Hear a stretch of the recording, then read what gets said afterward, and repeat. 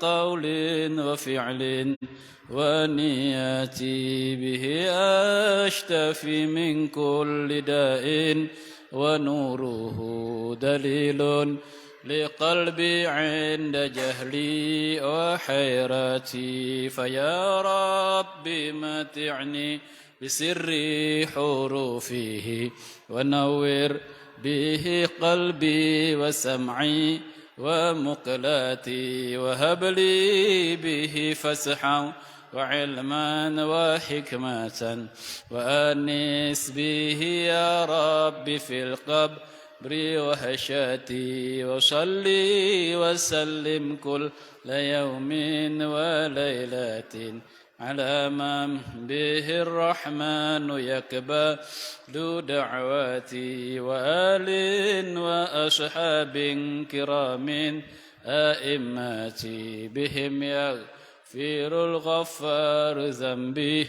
وزلاتي يا واحد يا أحد يا صمد يا فرد يا وتر اللهم افتح أقفال قلوبنا بذكرك وأتمم نعمتك علينا بفضلك واجعلنا من عبادك الصالحين اللهم ثبت جناني وأدير الحق على لساني وافتح علي وعلى الحاضرين فتوح العارفين إن شاء الله.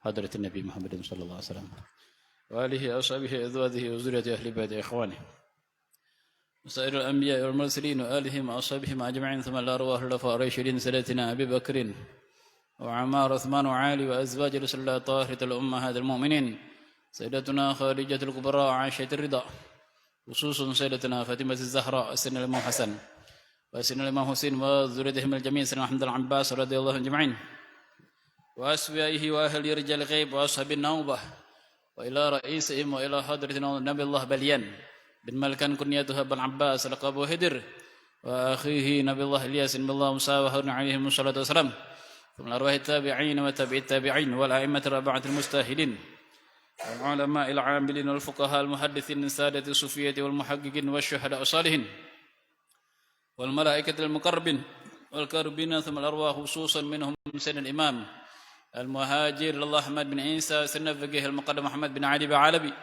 والإمام أبو حسن الأشعري والإمام أبو موسى الأشعري والإمام أبو منصور الماتوريدي والإمام علي بن أبي عبد الله محمد بن يوسف السنسي الحسني ويشهد الإمام شافعي حنبلي ملكي مالك حنفي رجع عن أصولهم وفرحهم ثم إلى الإمام حجة الإسلام أبي حامد بن محمد بن محمد الغزالي ثم إلى الإمام محمد بدوي الشيخ أبو يزيد البسمي الشيخ واسكر الشيخ أبو القاسم جنيدي الشيخ محمد الشعرني الشيخ محمد الدسوقي الشيخ محمد الشعرني ثم الشيخ محمد بن سعيد البوسري الشيخ محمد بن البكري الكبير ثم إلى الشيخ الإمام محمد الدسوقي الشيخ محمد التلمساني محمد الدسوقي الشيخ محمد الفضلي ثم إلى الشيخ محمد الرفاعي الشيخ محمد التيجاني الشيخ محمد السكندري ثم إلى الإمام كتب مولانا حبيب محمد عني مولى الداويلة وابنه ابن قادم الثاني الشيخ عبد الرحمن محمد السكاب كتب مولانا حبيب عمر بن بكر السكران وابن الإمام مولانا حبيب علي بكر السكران مولانا حبيب عبد الله بن أبو بكر عيدرس وابن الإمام مولانا حبيب أبو بكر بن عبد الله علي عيدرس الآدني المخرم الشيخ مربى مخرم الشيخ معروف بجمال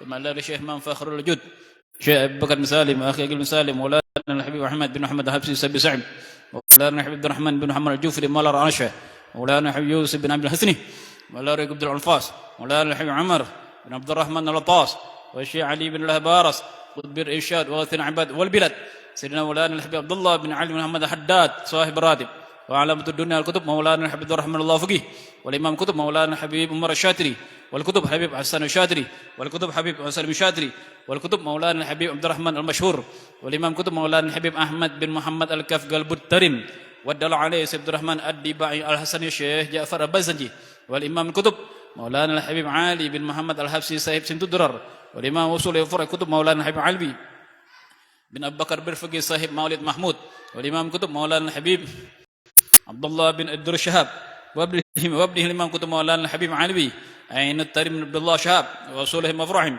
والحبيب عبد الله بن محمد شهاب والإمام كتب مولانا أبو بكر بن عمر بن يحيى الإمام كتب الحبيب أبو بكر بن محمد السقاف ابنهما مولانا الحبيب السقاف بن عبد السقاف ثم إلى الإمام كتب مولانا الحبيب جعفر بن سخان السقاف ثم إلى الإمام الحبر شيخ الشريعة والطريقة والحقيقة سيدنا مولانا الحبيب عبد القادر بن أحمد بالفقي ونجري شيخنا مرابي روحي سيد الوالد سماحة الأستاذ الإمام الحافظ المسند الكتب الدكتور مولانا الحبيب عبد الله بن عبد القادر بن أحمد بالفقي رضي الله عنهما وصلهما وفرعهما وذبل حقوق عنهم ثم إلى الإمام كتب الحبيب محمد بن طاهر الحداد والإمام كتب الحبيب محمد المهدار والإمام كتب مولانا الحبيب محمد بن عبد الرحمن السقاف والإمام كتب الحبيب محمد بن إدريس الحبسي والإمام كتب الحبيب محمد بن حسين إدريس وأصولهم وفرعهم ثم إلى mbah Fagih mbah Mangkurat mbah Damar mbah Khalil Bangkalan mbah Hamid Pasuran mbah Hamid Kacaran mbah Nur Walang Sengah mbah Purbayah mbah Damar Wulan Abah Toyib Kerian Imam Kutub Maulana Habib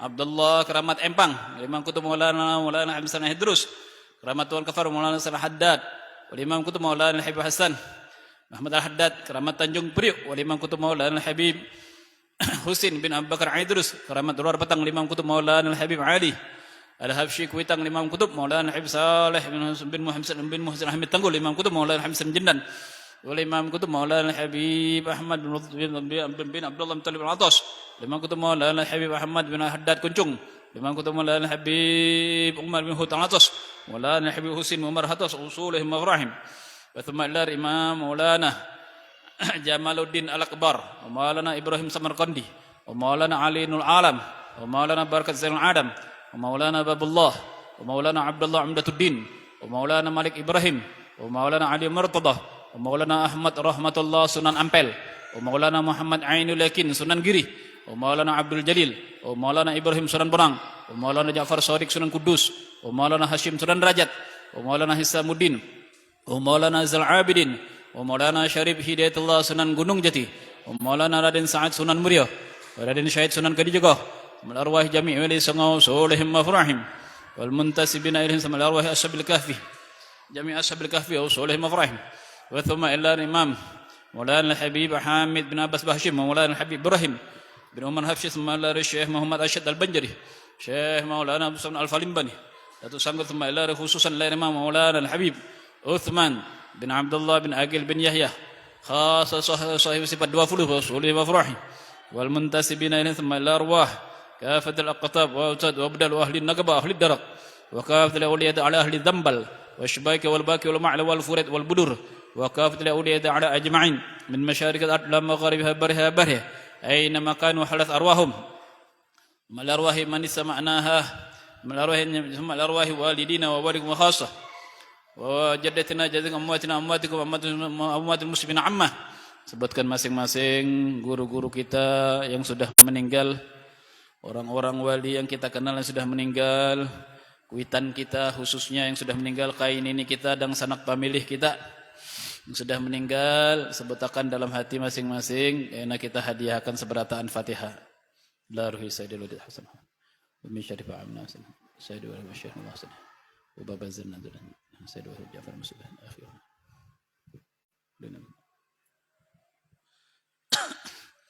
Wa walidina wa walidikum khassa wa jaddatina wa jaddatikum wa masyaikhina wa masyaikhikum wa amwatina wa amwatikum wa amwatil muslimina amma innallaha taghashahum birahmah wal maghfirah wa ridwan wa rafa'a darajat aliyyin wa syadu salihin wa innallaha yaghfir lahum wa yarhamhum wa yaksir masubatahum wa yudha'af hasanatihim wa tajawaz an sayiatihim wa yaskunhum jannata birahmatih wa binati annallaha yaghfir dhunubana وذنوب آبائنا وأمهاتنا ومشايخنا أولادنا وبناتنا وزوجاتنا وزوجاتنا نحب على المسلمين أجمعين وذنوب الكبائر والصغائر تبنا إلى الله توبة نصوحة من ترك الصلاة ومن تقصير فيها تبنا إلى الله توبة نصوحة من ترك الزكاة ومن تقصير في الزكاة تبنا إلى الله توبة نصوحة من ظلم وظلم الخلق تبنا إلى الله توبة نصوحة من جميع المعاصي والذنوب صغيرها وكبيرها ظاهرها وباطنها وعولا وفعلا سر وجهرا واغفر ذنوبنا واستر عيوبنا واكشف قلوبنا واقضي حوائجنا من حوائجنا حوائج الآخرة وارزقنا رزقا حلالا طيبا واسعا مباركا علما نافعا رزقا حسيا ومعنويا وذرية صالحا ذكورا علماء عاملين راشخين في علم واليقين وبجاه طه الأمين وارزقنا حبك وحب من أحبك وحب ما يكرمنا حبك وجعل حبك أحب إلينا من الماء البريد وارزقنا لذة النظار إلى وجهك الكريم مساك اللقاء وبنية الله يشفي أمراضنا وأمراض أولادنا وبناتنا وزوجاتنا وزوجاتنا يحب أن المسلمين أجمعين وبالد رحمنا من جبر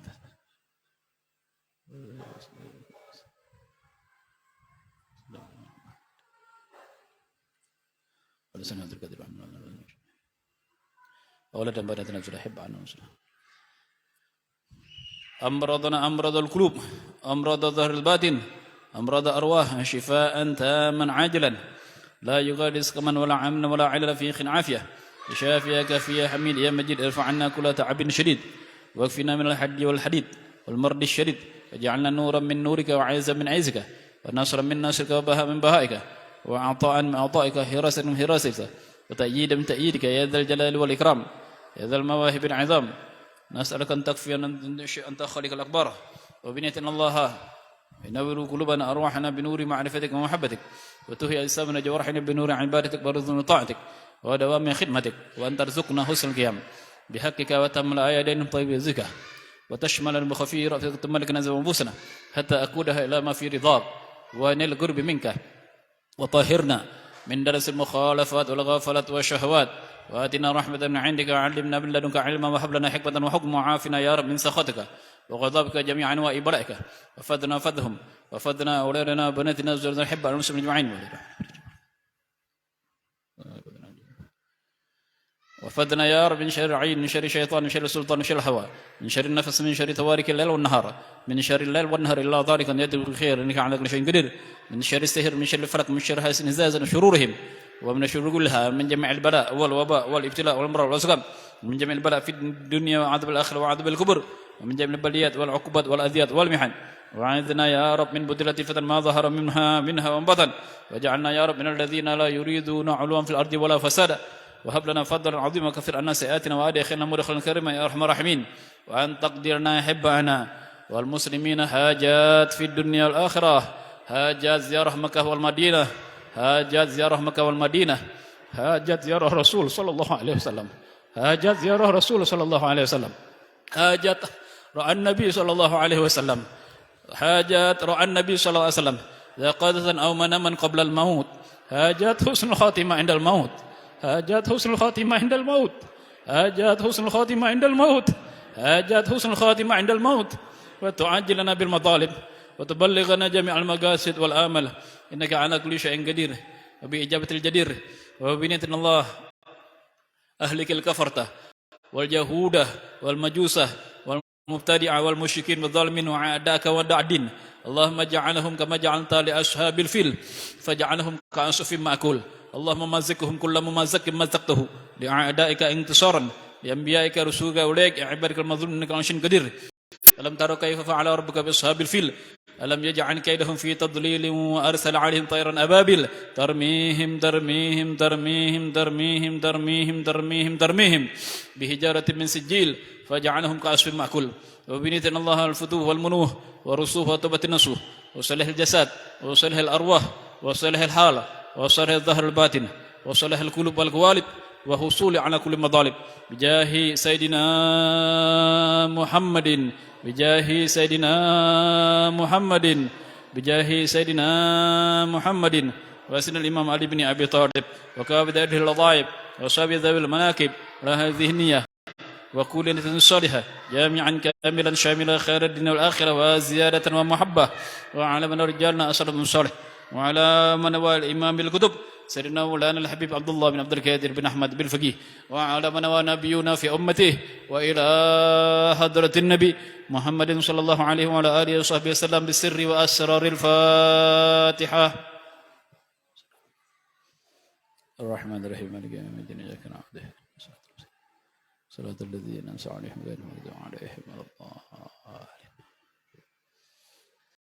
على الكفي صلاة الله على الشافي سلام الله سلام الله بالمحي الدين خلصنا من البلواء يا الله بالمحيي الدين خلصنا من البلواء يا الله عباد الله رجال الله أغيثنا لأجل الله لأجل الله وكونوا عوننا لله عسى نهضى بفضل الله وكونوا عوننا لله عسى نهضى بفضل الله ويا أقطاب ويا أنجاب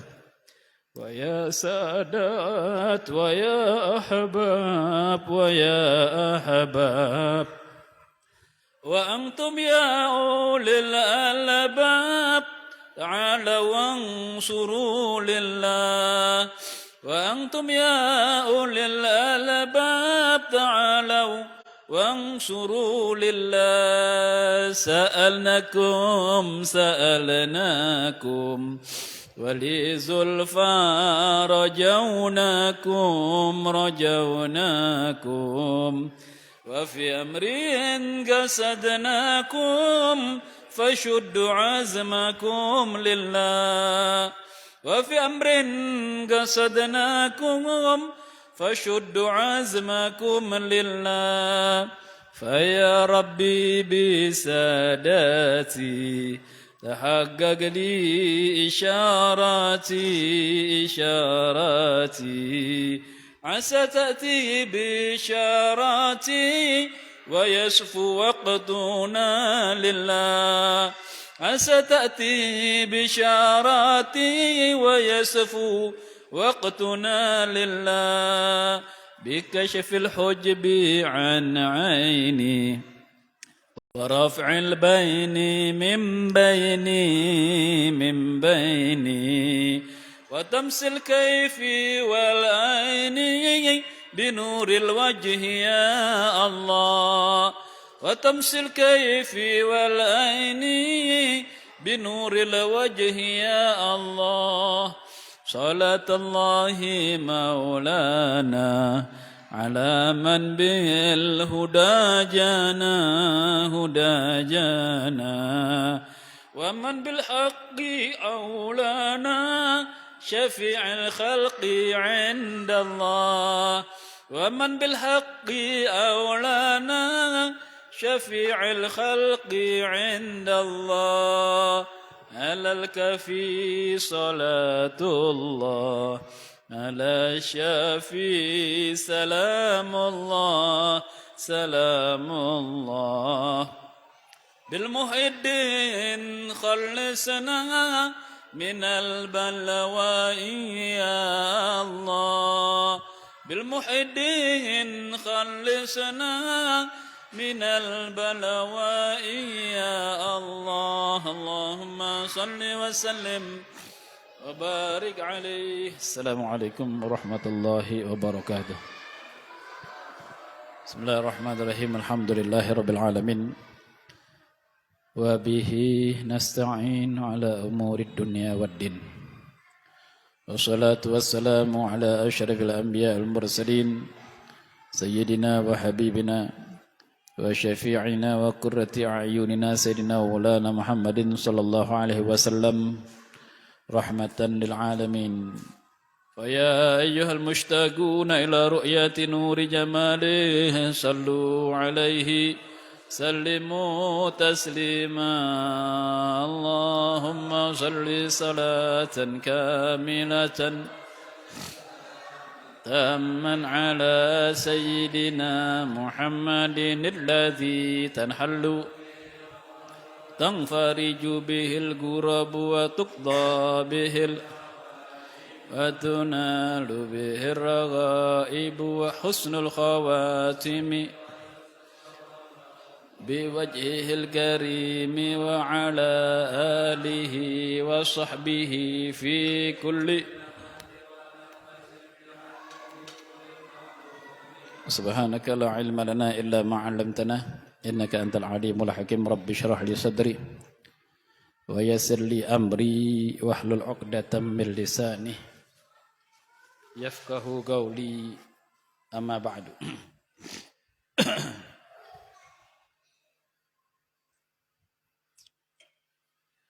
Yang paling terpenting dalam tujuan hidup itu adalah husnul khotimah.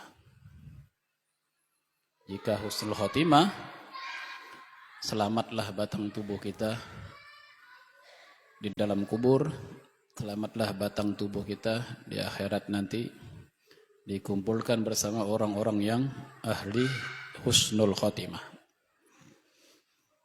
Walaupun diterangkan di dalam sebagian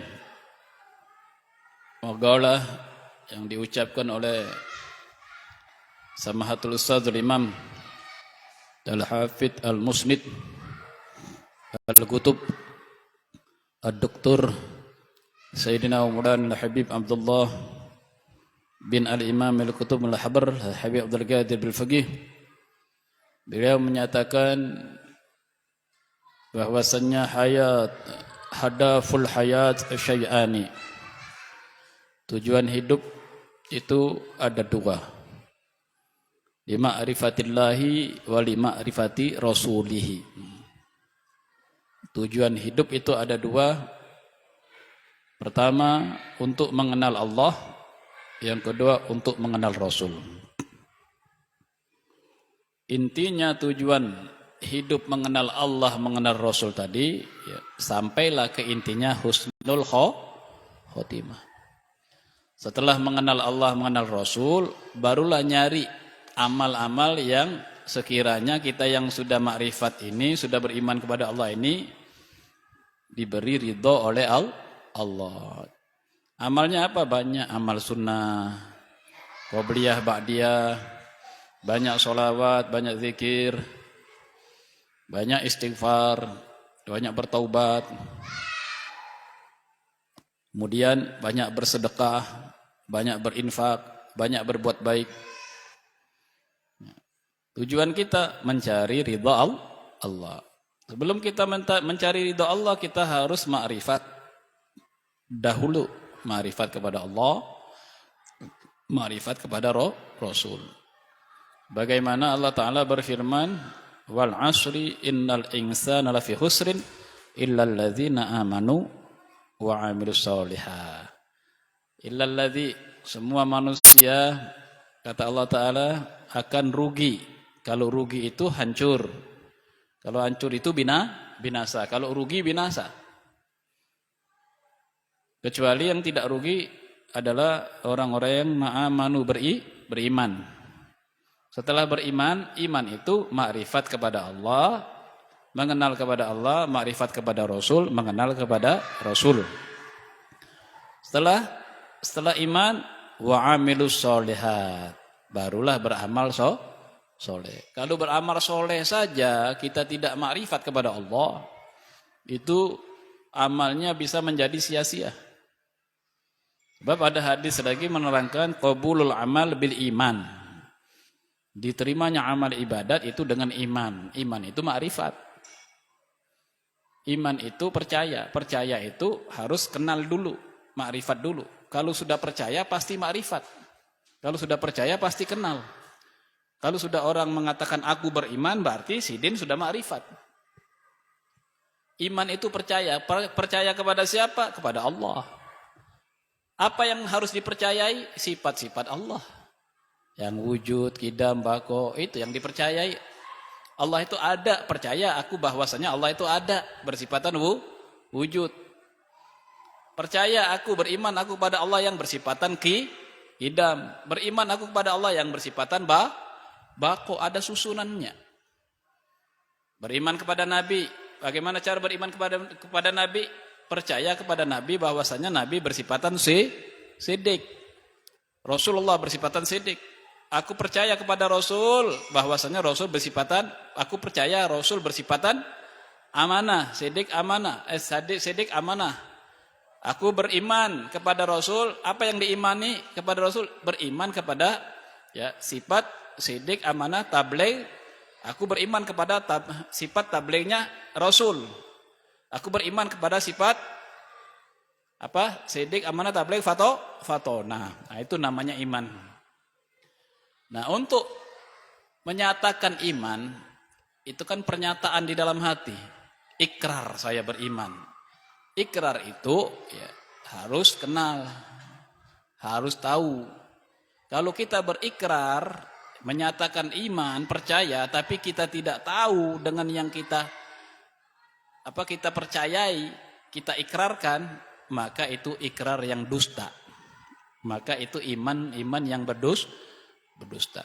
Contoh. Ada orang mengumumkan, melapor kepada polisi, Pak, di kampung kami itu rancak kemalingan. Ada yang kehilangan ayam, ada yang kehilangan barang. Ujar orang kampung seberataan, yang mencuntan itu ngarannya, siapalah ngarannya supaya jangan sama. Upin yang berasal dari Malaysia orangnya. Supaya kada sama kalau. Oh iya Kak, tolong Pak tangkap si Upin ini Pang yang pasti mencuntan nih. Sampean ujar polisi, sampean berikrar, percaya ya, mempercayai sesuatu kejadian yang dilakukan oleh Upin, yaitu mencuntal. Ikrar sampean ini harus dipertanggungjawabkan. Ujar Pak polisi, kada kawa aku menangkap. Ya, jika sampean hanya berikrar saja. Terus apa syaratnya Pak polisi? Buktinya mana? Mencuntannya di mana? Siapa yang dicuntan? Barangnya apa saja yang dicuntan? Waktunya kapan? Ya, kita nanti rekam jejak. Ya, kita datang ke lokasi yang tempat dia mencuntan itu. Oh, kada tahu kami Pak polisi ujar orang sekampung. Kayaknya si Upin ini biasanya keluar malam si Upin ini. Oh, kada kawa, mun kayaknya itu kada kawa.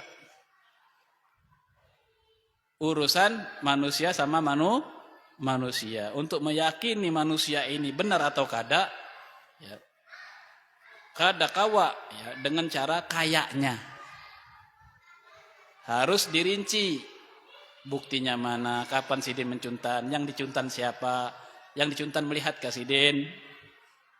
Apalagi kita mau mempercayai Allah. Aku beriman, percaya, aku berikrar. Allah Ta'ala itu yang menciptakan langit dan bumi. Allah Ta'ala itu siapa? Ya, yang bersifatan apa?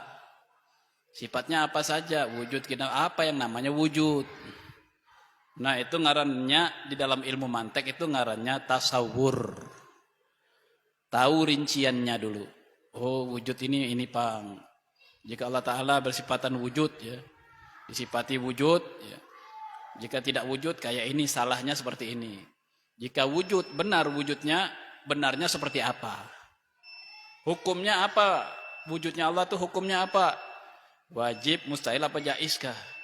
Wujudnya Allah hukumnya wajib. Oh, berarti tandanya orang ini ngerti paham, itulah ngarannya ma'rifat. Kalau paham pasti benar. Kalau orang itu bisa membenarkan, pasti dia paham. Setelah dia berikrar dan paham, hanya hatinya itu benar-benar membenarkan apa yang dia paham. Jika orang kawa membenarkan sesuatu, pasti dia paham. Jika orang paham, pasti kawa membenarkan.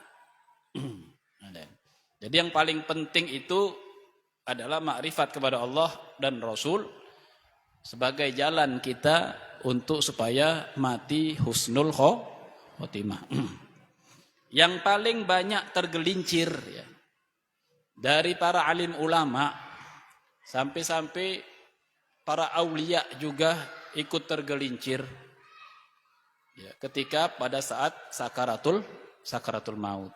Banyak diterangkan dari beberapa kitab, ada beberapa aulia ratusan yang tergelincir. Ini Pang yang menjadi kita sedih kadangkala kita bertawasul minta kepada Allah dan para rasul itu.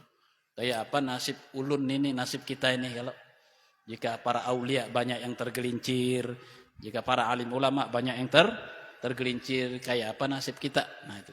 Jadi itu yang kita pikirkan. Jadi banyak beberapa contoh di antara orang mau meninggal dunia. Itulah saat yang paling terpenting kehidupan kita. Seumpama lulus kita meninggal dunia tadi, tinggal hisab. Jika kita masih menanggung dosa lawan manusia. Kalau lawan Allah kita sering istighfar, diampuni Bang oleh Allah Ta'ala. Allah Ta'ala menerima taubat ya, hambanya sebelum ruhnya keluar dari tenggorokan. Banyak kita beristighfar, taubat, menangis lawan Allah. Tinggal sisa dosa kita kepada manusia. Nah ini Bang, tuntutan kita nih. Jadi yang pertama, di antaranya cobaan atau ujian orang agar lulus atau kadaknya pada saat sakaratul maut, itu adalah hari penentu. Ya, hari penentu. Hari penentu orang ini betul-betul husnul khotimah atau kada. Jadi sebagian ulama mengatakan orang yang paling baik itu siapa? Apakah orang yang alim? Apakah orang yang mempunyai pangkat, kedudukan, jabatan, orang yang sugih? Apakah orang yang miskin yang paling baik di sisi Allah? Apakah orang yang miskin bertakwa, atau orang sugih bertakwa, atau orang yang berpangkat bertakwa, atau orang alim yang bertakwa? Jawabannya orang yang paling baik di sisi Allah itu ketika akhir hayatnya kawak menyebutkan kalimat la ilaha illallah Muhammadur Rasulullah dakhalal jannah. Qala Rasulullah SAW, man mata wa huwa yashhadu an la ilaha illallah wa yashhadu anna Muhammadar Rasulullah shadiqan min qalbih dakhalal jannah. Rasulullah SAW bersabda, barang siapa yang ketika dia meninggal dunia wa huwa yashhadu, dia ketika itu mengucapkan kalimat asyhadu an la ilaha illallah wa asyhadu anna Muhammadar Rasulullah shadiqan min qalbi, hatinya kawak membenarkan ucapannya tadi, paham yang apa yang diucapkannya tadi, dakhalal jannah, maka dia masuk surga. Jadi jawabannya orang yang terbaik di sisi Allah ya, pada saat akhir hayatnya kawak mengucapkan asyhadu an la ilaha illallah wa asyhadu anna Muhammadar Rasulullah. Ini pelajaran untuk ulun dan sampean. Jadi kada ada, jangan sampai kita merasa apapun sebelum kita akhir hayat kita mengucap asyhadu an la ilaha illallah. Jangan merasa ini untuk membuang rasa kita nih. Rasa ego, rasa sombong, rasa alim, rasa berduit, rasa sugih, rasa paling takwa, ya, walaupun miskin, ulun paling takwa Bang, walaupun miskin. Kada, buang semua. Orang yang terbaik itu bukan orang yang miskin yang takwa, bukan orang yang sugih yang takwa. Orang yang terbaik itu pada akhir kalimatnya mengucapkan asyhadu an la ilaha illallah. Itu yang terbaik di sisi Allah. Secara lahirnya memang secara lahirianya memang orang yang takwa itu dinilai orang yang paling baik di sisi Allah. Allah Ta'ala berfirman soalnya di dalam Al-Quran. Tapi ya, untuk menentukan dia ini bujur-bujur orang yang takwa, dilihat pada akhir kalimatnya. Ya. Kalau dilihat sebelum akhir kalimatnya, ya, orang yang takwa dapat pujian dari Allah Ta'ala, inna akramakum indallahi atqakum. Sesungguhnya orang yang paling mulia di sisi Allah adalah orang yang paling takwa. Kita berusaha tetap bertakwa Bang. Sampai akhir hayat kita kawak mengucapkan kalimat la ilaha illallah. Jangan sampai terbulik. Karena ujar setan, ujar Habib, dibisik oleh setan atau nafsu. Ujar Habib, ya. Akhirnya sampai ini ada dua maknanya. Bisa memaknai ya orang yang paling takwa, orang yang paling baik di sisi Allah Ta'ala itu adalah akhir kalimatnya la ilaha illallah, dimaknai dua pian. Satu, membuang sifat sombong kita, bisa juga menimbulkan sombong kita kepada orang lain. Karena melihat orang alim, orang alim, belum tentu dia nanti matinya bisa mengucap kalimat la ilaha illallah. Salah pulang kelak. Salah pulang. Orang miskin ahli takwa, belum tentu dia akhir kalimatnya la ilaha illallah. Orang sugih bertakwa, orang alim bertakwa, belum tentu akhir kalimatnya. Nah, jangan kayak itu bisikan syaitan. Kita harus melihat firman Allah, inna akramakum indallahi atqakum. Sesungguhnya orang yang mulia di antara kamu adalah orang yang paling takwa. Jika orang paling takwa, kita hormati, Bang. Kita agungkan orang yang takwa itu. Dan orang yang takwa insyaallah banyak yang merasa sidin itu belum menjadi orang baik lagi di sisi Allah. Itu urusan sidin seorang gitu nah. Urusan kita seorang lawan Allah. Maksudnya jangan menilai dengan hal tersebut ya, walaupun alim kalau belum akhir hayatnya la ilaha illallah ya tidak termasuk orang yang baik, jangan. Orang yang terbaik itu di sisi Allah sebelum dia meninggal orang yang takwa. Ya, orang yang terbaik di sisi Allah ketika dia mau meninggal, orang yang mengucap kalimat la ilaha illallah Muhammadur Rasulullah. Shadiqan min qalbih. Membenarkan di dalam hatinya. Contoh di antara itu yang paling menyedihkan, Bang. Yang paling dipikirkan oleh orang yang ahlil haq, ahli usul, ya, ahlil kalam, ahli usul, lihat santri-santrinya. Ya, bagaimana cara santri ini ketika meninggal dunia kawak mengucapkan la ilaha illallah Muhammadur Rasulullah. Maka dari itu pelajaran akidah tauhid sifat 20 ini diulang supaya menempel, nancap ujar orang. Kalau orang mau nganu apa namanya? Mau pondasi apa? Menjajak ya. Ya. Pondasi rumah supaya kokoh, supaya menancap ilmu kepahaman tauhid itu nancap dalam hati. Ya. Sehingga apa? Sehingga sampai latahnya atau takajutnya atau ngigaunya, atau ngigau. Mimpi pandir sendiri apa sini ngarannya? Ngigau. Itu ngigaunya sampai la ilaha illallah, la ilaha illallah. Padahal guring sidin. Saking apa? Saking ilmu tauhid la ilaha illallah tadi masuk nancap ke dalam hati. Digegayai lawan orang dari belakang, dikajutakan. La ilaha illallah. Sampai langsung la ilaha illallah. Kekanak-kanakan diajari, Pang. Jika takajut ya. Jika apa gitu kan? Jika takajut, jika melihat yang bagus, ya, jika makan dan minum, jika dapat hadiah, ya. Diajari ya Allah, la ilaha illallah atau Allah, ya Allah. Jangan karena anak-anak kita jangan kita biarkan nanti ketika dia takajud atau jatuh atau dapat hadiah. Ya, omai, ada omai apalagi tuh ayam umpama takajud ayam dia yang disambat. Kalau takajud itu Allah.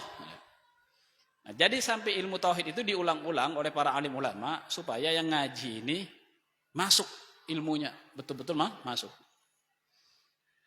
Ada orang yang menyatakan bahwasanya kami ini, Bang, belajar tauhid ini sudah tahunan, sudah puluhan tahun. Sampai umur sudah 60 tahun, 70 tahun, ya, sudah rancak. Masalahnya begini, ilmu tauhid itu, pelajaran ilmu tauhid itu ya, didengarkan terus. Paham, Bang, didengar. Cuma pendengaran dan penglihatan kita ini banyak kotoran. Itu yang jadi penghalangnya, banyak kotoran. Kadang melihat yang maksiat, mendengar yang maksiat. Dari mata turun ke hati, dari telinga turun ke hati, dari pandiran turun ke hati. Maksudnya dari mata yang melihat maksiat, dosanya nempel ke hati, menjadi hijab penutup. Paham tauhid.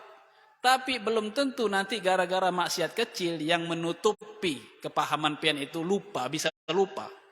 Ya, ketika mau nazak meninggal dunia, ditalkin lawan saudara-saudarinya, istri dan suaminya, ya ngucap Pak la ilaha illallah. Apa yuk? Pian ini sudah puluhan tahun ngaji tauhid, masa kada kawa mengucap la ilaha illallah? Tahu apa itu, Bang? Kalimat apa itu? Coba. Gara-gara apa? Dosa kecil yang menutupi hijab. Gara-gara dosa kecil yang menutupi kepahamannya. Jadi tertutup. Kada kawa mengucap kalimat la ilaha illallah. Jangan anggap dosa kecil, jangan dianggap dosa kecil itu jangan dianggap remeh. Ujar guru kami, dosa kecil bisa menutup hijab di dalam hati. Kepahaman kita bisa hilang. Hilangnya pada saat sakaratul maut. Sakaratul maut itulah ilmu tauhid yang dibutuhkan. Ilmu tauhid ini ilmu yang sangat dibutuhkan pada saat sakaratul maut, pada saat di dalam kubur, pada saat besok di akhirat. Di dalam kubur yang ditanya man rabbuka, siapa Tuhanmu? Mun kada kenal lawan Allah sifat wujud kidam bakok mutakaliman. Kayak apa menjawabnya? Kada paham. Rabbuka, Tuhanmu. Tuhan siapa lah? Ya Tuhan, Bang. Ya menciptakan langit dan bumi itu, Bang. Tuhan itu Allahu Akbar, Allah itu besar, maha besar. Besarnya kayak apa? Dites lawan malaikat. Besarnya kayak apa? Oh, mungkin lebih besar dari langit. Dicambuk oleh setan. Oleh apa? Oleh malaikat. Dipukul. Hikam ini ya. Kada paham lawan Tuhannya sendiri. Siang malam bersembahyang, berpuasa, tapi lawan Tuhannya kada paham. Dipukul lawan malaikat. Contoh orang ketika meninggal dunia, ini penting. Al-Imam Al-Habr Al-Kutub Sayyidina Maulana Al-Habib Abdul Qadir bin Ahmad bin Faqih memberikan contoh, dan Sidin melihat kejadian tersebut. Diterangkan oleh beliau bahwasannya ketika orang mau meninggal dunia itu, ketika orang yang mau meninggal dunia itu seumpama orang tadi laki-laki, maka syaitan itu akan datang menyerupai wanita yang cantik, membawa banyu es. Maka pada saat orang mau meninggal itu haus, Bang. Hausnya tidak tertolong lagi. Jika umpama air satu laut itu diberikan kepada orang yang mau meninggal, itu tidak akan bisa menghilangkan hausnya. Makanya orang mau nazak itu diberi air Zam-Zam. Ujar wanita cantik, syaitan yang berupa wanita cantik tadi datang kepada orang laki-laki yang mau meninggal tadi. Ini diceritakan oleh wali, seorang wali kutub yang berkisah ini. Ujar syaitan tadi, Mas, paman. Aku ini datang membawa banyu. Yang namanya laki-laki, Bang. Kalau sudah melihat perempuan cantik, bukan seperti perempuan cantik seperti manusia biasa, setan ini. Setan ini segala cara, Bang. Untuk membentuk tubuhnya, bagaimana caranya? Bukan cuma sekedar tubuhnya, sihirnya lagi. Kemudian hipnotisnya lagi. Siapa yang kada tertarik? Orang yang mau meninggal ini, Bang. Mau meninggal, sudah mau nazak ini. Sudah tinggal sedikit lagi, sudah mau ngorok. Suaranya melihat wanita cantik. Kada ingat lagi yang sekitarnya, ada bininya, ada saudaranya yang lagi baca Yasin, kada kedengaran lagi baca Yasin. Terpaku melihat wanita cantik. Umay jarnya, hai. Masya Allah pulang. Bapandir, Masya Allah. Aku mau banyu ikam.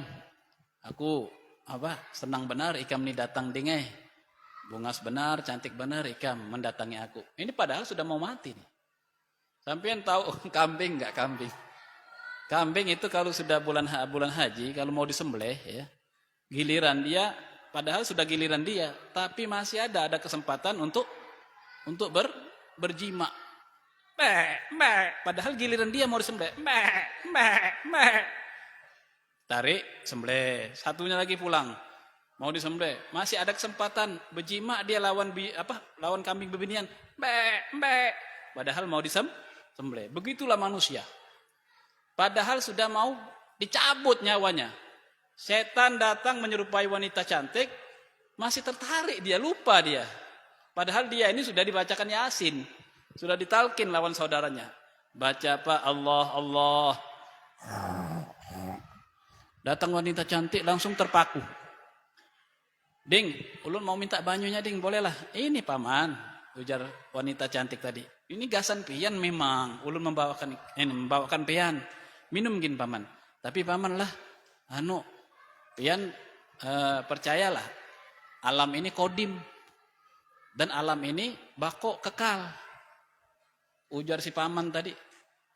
Iya kah, kodim kah? Oh, kada apa-apa gin, yang penting aku kawa melihat ikam bungas. Yang penting aku kawa meminum banyu, dibawakan ikam. Kayak apa banyunya, orangnya aja bungas, banyunya lebih bungas lagi ujarnya. Kada apa-apa gin, mau kode apa, alam ini kode, mau bako terserahlah. Yang penting aku kawa melihat ikam, memegang tangan ikam. Taulah sampean kalam alam kodim itu apa artinya? Alam kodim itu dan alam itu kekal, artinya alam ini kekal, tidak ada akhirnya. Alam ini kodim, tidak ada awalnya. Maksudnya setan ini, alam ini sama dengan Allah, sama-sama kekal. Jika kita percaya lawan pandiran bibinian cantik setan yang menyerupainya tadi, ya, ketika saat itu nyawa kita lepas, maka kita mati dalam keadaan syirik kepada Allah. Di situ sensitifnya orang mau meninggal, dan di situ sensitifnya orang belajar tauhid pentingnya. Itu bagi yang kada paham lah. Atau orang ini pernah bang ngaji, ya masalah itu, cuma tertutup hijabnya, terpaku dengan wanita cantik.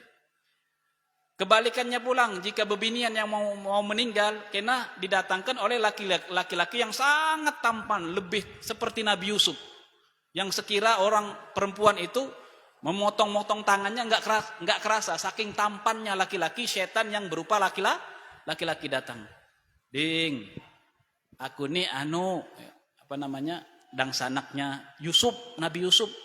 Oh mah bungasnya laki-laki ini, ujar si bebinian yang mau meninggal tadi. Sama bang, yang laki yang didatangi perempuan cantik, yang perempuan mau meninggal didatangi laki-laki yang tampan. Setan semua itu yang akan merampok dan merampas akidah kita, supaya kita disuruhnya menyatakan alam ini kodim, alam ini bako kekal, supaya kita berikrar bahwasanya alam ini kodim berarti sama dengan Allah itu kodim, berarti alam ini kodim. Itu bagi orang yang kada paham. Bagi yang paham, katakan pamanlah, ujar binian cantik setan tadi, alam itu kodim. Yang paham nih, yang kada terhijab nih ilmu tauhidnya. Apa kodim? Pada kawa denge. Jika sudah urusan Allah, urusan alam, kada kawa alam sama dengan Allah denge. Ikam bungas ya bungas tetap, tapi alam ini kada sama dengan Allah. Kalau Allah yang hanya Allah yang kodim, kalau alam tidak kodim denge. Kada kawa ikam bungas tetap bang. Tapi jika alam disambat kodim, kada terima, mustahil. Ujar mustahil ada di sini. Mustahil itu denge. Biar pecah setan tadi, hancur. Berganti setan yang lain pula. Menggoda manusia. Itu bang. Itu yang sedihnya itu. Rasulullah itu nangis, ya. Menangis ketika didatangi oleh seorang imam Al-Kutub Maulana Al-Habib, namanya lupa, guru dari Al-Imam Al-Kutub Maulana Al-Habib Abdullah bin Umar Asy-Syatiri. Guru Al-Habib Umar Asy-Syatiri ini mimpi bertemu dengan Rasulullah SAW. Rasulullah menangis, ditakoni oleh gurunya Imam Al-Kutub Habib Abdullah Asy-Syatiri. Ditakoni oleh guru Habib Abdullah Asy-Syatiri ini, kenapa ya Rasulullah, ketika aku bertemu dengan engkau ini, engkau kada pernah menangis kayak ini. Ujar Rasulullah, saat ini umatku, 2000 umatku, ya, semuanya mati tidak membawa iman. Hanya yang membawa iman hanya satu orang aja. Nangis Rasulullah. Kemudian guru Habib Abdullah Syatiri tadi nangis pulang, sedih. Kemudian bertakon, kayak apa ya Rasulullah solusinya supaya imannya ini dijaga oleh Allah? Ujar Rasulullah, bacalah ini. Diberi ijazah oleh Rasulullah, supaya imannya tetap, jangan hilang, jangan tergoda oleh iblis tadi. Tapi ingat ini bacaan diijazahkan oleh Rasulullah kalau orangnya sudah ada imannya, kalau orangnya sudah ngerti, ngaji, belajar tauhid, sifat wujud, qidam, baqo, mutakaliman. Setelah ada imannya dijaganya dengan kalimat ini, kata Rasulullah. Apa kalimatnya? La ilaha illallah. Baca.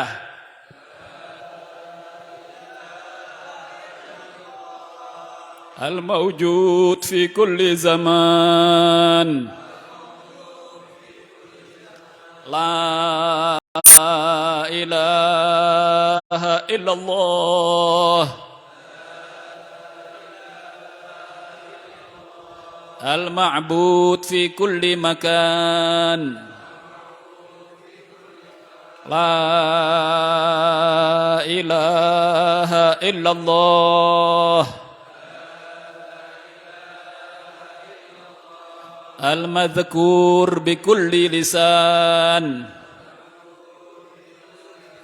La ilaha illallah. Al-ma'ruf bil ihsan. La ilaha illallah. Kulla yawmin huwa fi syan. La ilaha illallah. Al-aman, al-aman min zawalil iman wa min fitnatis syaitan. Ya qadimal ihsan, kam laka alaina min ihsan. Ihsanukal qadim. Ya Hannan ya Mannan. Ya Rahim ya Rahman. Ya Ghafur ya Ghaffar. Ighfir lana warhamna wa anta khairur rahimin. Wa sallallahu ala sayyidina Muhammadin wa ala alihi wa sahbihi wa sallam. Alhamdulillahi rabbil alamin. Ulun ijazahkan zikir ini sebagaimana yang diijazahkan oleh guru ulun. Ya, ulun ijazahkan kepada pian. Pian jawab qabil tu ijazah. Karena tulisannya menyusul. Ulun dapat ijazah ini dari guru kami Arif Billah Al-Wali As-Salih Al-Habib Abdurrahman bin Abdullah bil Faqih. Guru kami Al-Habib Abdurrahman mendapat ijazah ini dari ayahandahnya Al-Imam Al-Hafidh Al-Musnid Al-Kutub Maulana Al-Habib Abdullah bin Abdul Qadir bil Faqih. Ayahandahnya mendapat ijazah dari ayahandahnya lagi, kaiknya. Al-Imam Al-Kutub Maulana Al-Habib Abdul Qadir bin Ahmad bil Faqih. Al-Imam Al-Habib Abdul Qadir mendapatkan ijazah dari gurunya Al-Imam Al-Kutub Maulana Al-Habib Abdullah bin Umar Syatiri. Al-Habib Abu Bakar. Habib Abu Bakar bin Muhammad Asgab. Al-Imam Al-Gersi. Al-Imam Al-Kutub Al-Habib Abu Bakar bin Muhammad Asgab Gersi dapat ijazah dari gurunya, yaitu yang bernama Al-Imam Al-Kutub Al-Habib Abdullah bin Umar Syatiri. Al-Habib Abdullah bin Umar Syatiri mendapat ijazah ini dari gurunya, yaitu yang bermimpi dengan Rasulullah SAW, yang dapat dari ijazah dari Rasulullah langsung tadi. Ijazah ini nyambung, ijazah musalsal ini nyambung. Mudah-mudahan iman kita diselamatkan oleh Allah Subhanahu wa taala. Mudah-mudahan iman kita dijaga oleh Allah Subhanahu wa taala. Tapi syaratnya kita sudah belajar wujud, qidam, baqo, walaupun belum paham semua, walaupun umpama masih baru mau belajar, tapi sampean sudah masuk catatan. Ini belajar tauhid. Lawan Habib ini sudah masuk catatan walaupun belum paham. Tapi kalau seumpama orang yang tidak punya tauhid, tidak paham sifat 20, nggak ada imannya, bagaimana cara mau menjaganya? Ini yang sudah ada imannya dijaga dengan zikir ini.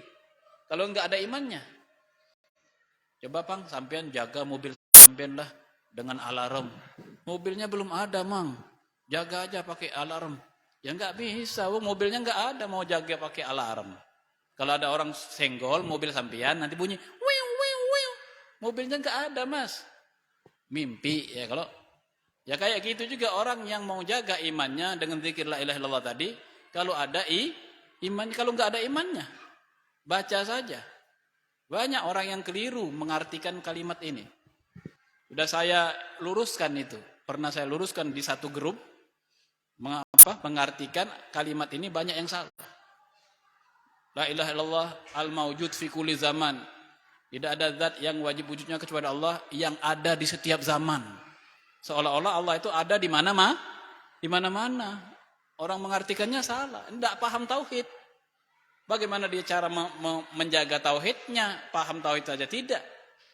Mengartikan al-mawjud fi kulli zaman saja salah.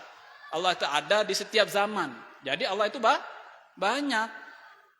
Terbalik artinya itu siapapun makhluknya di zaman manapun bertempat, ya, dia tidak lepas dari pandangan Allah, maksudnya begitu. Nah sudah. Nah itu penting yang perlu saya sampaikan. Kita begamat, ini termasuk ya, majelis untuk sementara kita tutup dulu. Mau menghadapi bulan puasa. Insya Allah habis lebaran kita lanjut lagi. Karena ini adalah majelis penutupan. Jadi pembahasannya agak panjang sedikit. Nggih, kata Bapak.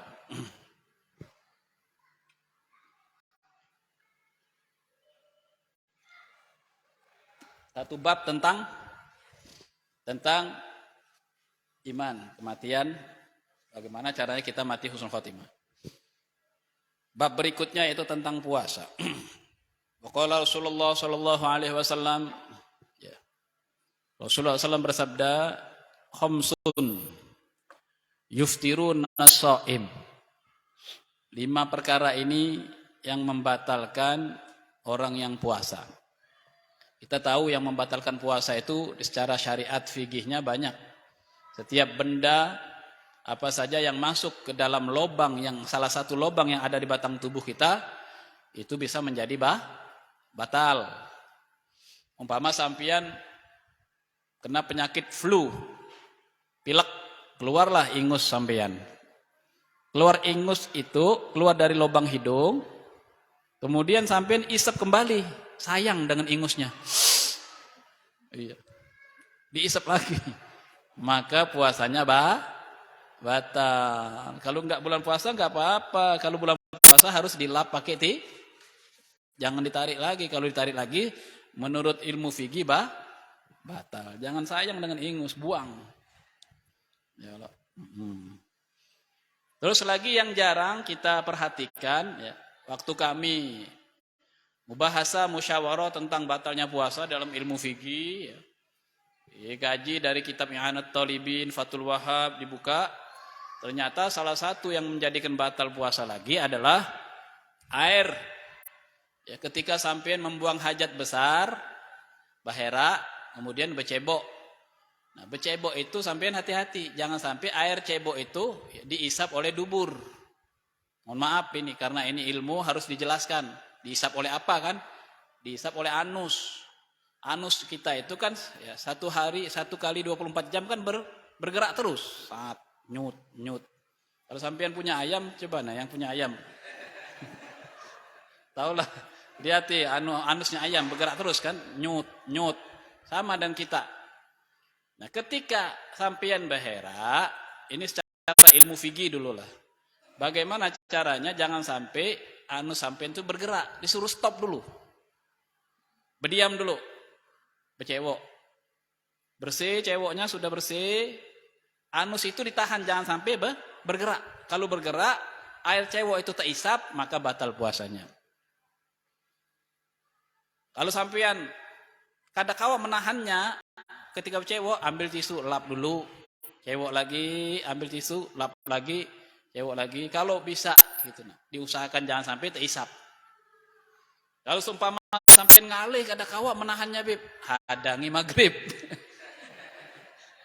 Hadangi azan maghrib, hanyar behera ya kalau atau siap-siap di dalam WC sampean bawa korma satu siap mau bahera ya kalau tapi kada baik itu pang berbuka puasa dalam WC seumpama berat mulus kada kau lagi menahannya kalau mun kau ditahan habis buka baru bahera supaya kada batal puasanya. Nah ini ada beberapa hal yang bisa membatalkan puasa. Khamsun yubstiru nasaim, 5 perkara ini menjadikan sebab batalnya puasa. Yang pertama al-kadzibu, orang yang berdusta. Jangan berdusta pian, apalagi pian pedagang ini. Ya kalau pedagang ini di luar bulan puasa pun kada boleh berdusta. Memadahkan barangnya ini hanyar padahal sudah lawas barangnya. Sudah 2 tahun yang lewat ini padahal hanyar ini nah baju hanyar. Katakan saja ini baju sudah lawas. Harganya sekian, ini yang murah, ini yang larang, ini yang baru. Ya, kalau ayam juga. Jangan padahkan ini ayam ini hanyar, padahal sudah 3 hari, 4 hari, seminggu. Dipadahkan hanyar, ini ayamnya hanyar. Jangan berdusta. Ini ayam sudah 3 hari. Dagangan apa saja pian. Harus jujur. Ya, kada boleh berdusta. Di luar bulan puasa aja kada boleh berdusta. Kalau di bulan puasa berdusta maka puasanya batal. Yang kedua, wal ghibah, memandiri kejelekan orang lain. Hati-hati, jangan memandiri kejelekan orang lain. Walaupun mulut kada bepandir, tapi tangan bermain, berpicik lawan WA, WhatsApp, Facebook, memandiri si anu. Nah, terkecuali ada kemaslahatan untuk agama dan nyawa seseorang. Boleh hati-hati itu orang suka memecah belah umat ya kalau seperti siapa tuh? Seperti ya itu nasi yang hanyar-hanyar berita lagi. Mengadu domba mengatasnamakan guru sekumpul. Ya. Mencaci ini, mencaci Habib, mencaci ulama dicacinya. Mengatasnamakan guru. Nah, itu mengadu domba itu. Nah, itu boleh dipadakan. Hati-hati ini orangnya bahaya. Kalau untuk kemaslahatan agama. Ya. Ada orang bertakon, kayak apa Beb? Menurut pian Beb? Ini si Agus siapa itu ngarannya? Gus Warik. Ini ujarnya guru Bahit ini kayak kada ketujuh lawan apa? Lawan haul ini. Katanya lebih mulialah maulid daripada haul ini. Kayaknya kada ketujuh lawan haul. Ujar ulun itu urusannya anak cucu Syekh Muhammad Arsyad Al-Banjari, kada usah dicampuri. Itu urusannya anak cucunya Syekh Muhammad Arsyad Al-Banjari. Ujar si Gus Warik itu warik. Kada usah diumpati warik. Ya kalau itu anak cucunya Syekh Muhammad Arsyad semua itu terserah dia mau punya pendapat terserah. Nanti yang ngurus kakinya, kainya kan. Ya kalau yang ngurus kainya kita kada boleh umpat campur. Orang sunnah, orangnya alim ya, terserah dia punya dalil ini. Nah, itu gara-gara si Warik tadi mau mengadu domba. Nah, itu kalau umpama bisa menjadikan kemaslahatan untuk agama boleh dipandiri. Tapi kalau kada ada kemaslahatan agama jangan. Enggak boleh memandiri orang, bisa batal. Atau kemaslahatan bagi nyawa seseorang, ada orang mau membunuh umpama. Hati-hati pian lagi dicari lawan boleh dipadahkan. Soalnya ini pian mau dibunuh umpama. Jadi hati-hati jangan menghibah memandiri kejelekan orang lain di bulan puasa menyebabkan puasanya batal. Itu urusannya anak cucu Syekh Muhammad Arsyad, kada perlu dicampuri. Kita siapa ya kalau? Sidin silakan nanti itu urusannya apa? Kainnya itu. Itu kainnya yang kena yang menemukan kena, bukan urusan kita. Jadi kita orang awam kada perlu campur, jangan ikut campur dan jangan terpancing lawan ya orang-orang yang mengadu domba tadi. Gus Warik, Gus apakah itu Kak? Ya kalau Gus itu bahasa Inggrisnya itu setan. Ghost. Ghost itu bahasa Inggrisnya syaitan. Dulu kita waktu kecil ada film Ghost ya, kalau tuyul, film Ghost itu hantu gentayangan. Nah, kemudian lanjutkan, itu untuk kemaslahatan agama boleh. Kita sebutkan ini bahaya, ini tukang adu domba, ini tukang memecah belah umat, ini tukang mempunyai sifat membawa orang supaya benci lawan Habib, supaya benci lawan guru, supaya ini perlu. Kemudian yang ketiga yang membatalkan puasa adalah wan namimah, yaitu adu domba. Nah, adu domba tadi sudah tadi. Yang warik tadi itu contohnya tadi. Orang yang suka ngadu domba itu bisa menjadi batal puasanya. Baik mengadu domba lewat SMS, lewat WA, lewat Facebook. Biasanya yang ngadu-ngadu domba ini banyak, Bang. Dari kalangan-kalangan wartawan biasanya, atau apalagi itu pengacara biasanya supaya dapat duit gitu kan. Kalau orang pengacara atau wartawan, siapapun pejabatnya kalau beriman, pasti dia tidak akan adu domba. Yang ketiga itu. Yang keempat yang membatalkan puasa adalah wal yaminu kadzibah. Orang yang mempunyai janji palsu atau sumpah palsu. Dia berjanji tapi palsu. Nanti kalau saya terpilih, kena jalan ini ku aspal, kena desa sampian seberataan ku pasangi lampu. Setelah jadi lupa. Lupa itu ada dua, ada lupa bujuran, ada melupakan. Biasanya melupakan, Bang, yang banyak. Biasanya melupakan. Kalau berjanji itu kada ditepati, batal puasanya. Kalau kita berjanji lawan kekanakan nih, anak kita, cucu kita, umpama anak, atau teman, atau karyawan. Karena jika aku cair, naklah, cuculah, karena ditukarakan. Jangan langsung, harus didahului dengan kalimat insya Allah. Jika jika ayah, jika mama, ya, jika ayah bunda, ya, ada rezekinya, ini ditukarakan jika ada halangan, insya Allah. Itu kada menjadikan sebab batal jika janji tadi terpeleset. Kada boleh berjanji palsu. Kemudian yang kelima, wan nazaru bisyahwat. Orang yang melihat dengan syahwat. Lakian melihat bebinian lawas-lawas, mempunyai gairah syahwat. Baik melihat langsung orangnya atau melihat di YouTube. Orang bulan puasa ini yang dibuka YouTube, bukan Al-Quran. YouTube yang dipandangi mulai dari mau sahur, setelah sahur sampai subuhnya kesiangan. Gara-gara melihat YouTube. Harusnya bulan puasa ini ya, tinggalkan atau kurangi kegiatan dunia, kegiatan akhirat yang dibanyaki maksudnya tuh. Kegiatan dunia hanya untuk cari nafkah aja. Setelah itu, umpama di toko, orang-orang Mekah itu di toko, jika kada ada orang yang menukar, jika tidak ada orang yang membeli, sidin membaca Al-Quran. Lain lawan kita, jika kada ada yang menukar, yang dibaca YouTube. HP yang dilihat, Masya Allah. Dirobah kebiasaannya, dirobah, kita akan mati, Bang. Setiap apa yang kita baca di YouTube itu ditulis oleh malaikat. Setiap apa yang kita lihat di YouTube itu ditulis oleh malaikat. Dipertanggungjawabkan, Ikam hari ini pernah melihat ini, pernah membaca ini. Itu dipertanggungjawabkan semua. Satu orang 100 tahun hisapnya. Menghadang satu orang 100 tahun. Mulai dari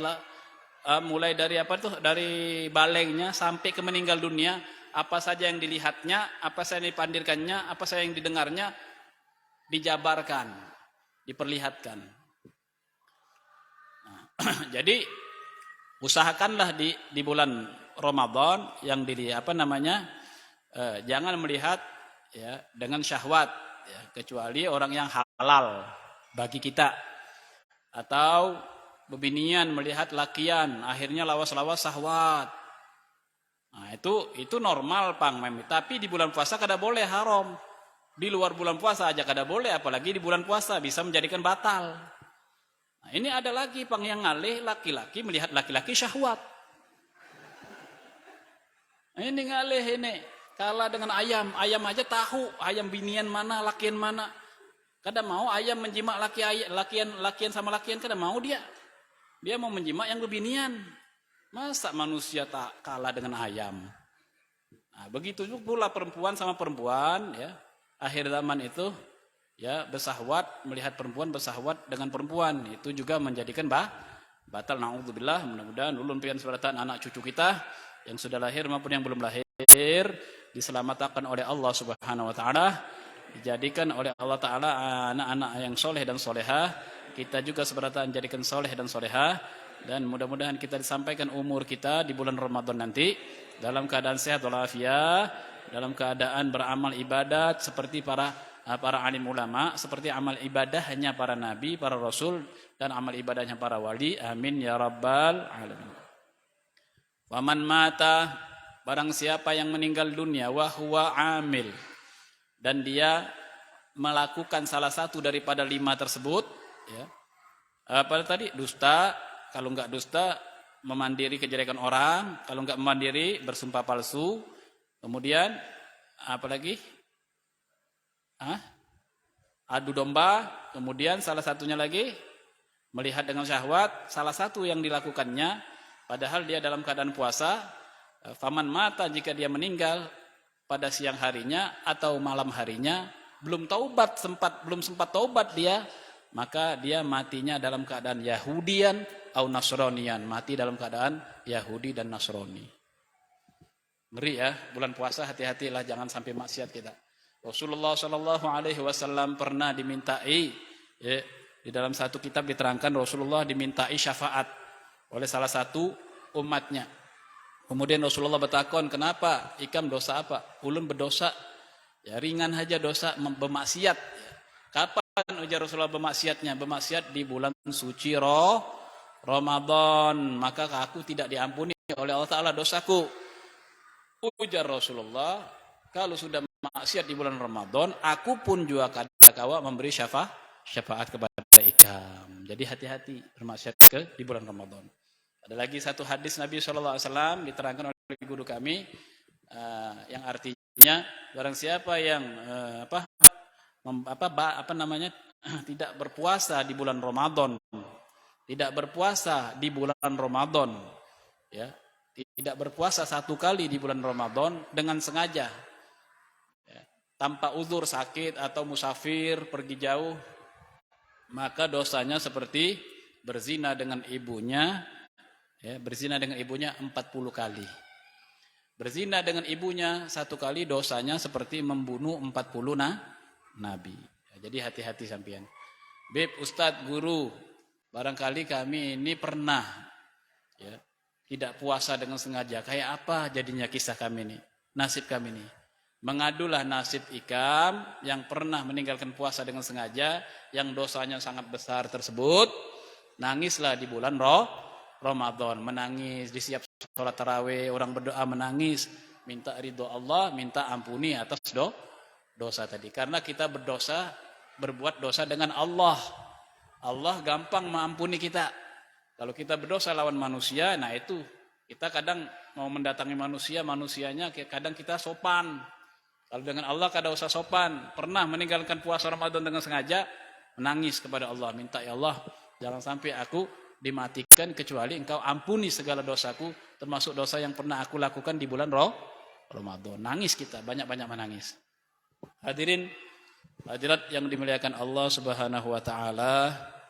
Kemudian satu hadis lagi dari Nabi sallallahu alaihi wasallam, man fatara shaiman kana lahu mithlu ajrihi ghaira annahu la yanqusu min ajri shaim syai'ah. Barang siapa yang memberikan buka puasa kepada orang yang puasa, ya, di bulan puasa, maka baginya diberikan pahala seperti orang yang berpuasa tersebut tanpa mengurangi pahala puasanya. Jadi seumpama sampean memberi buka puasa, takjil kata orang.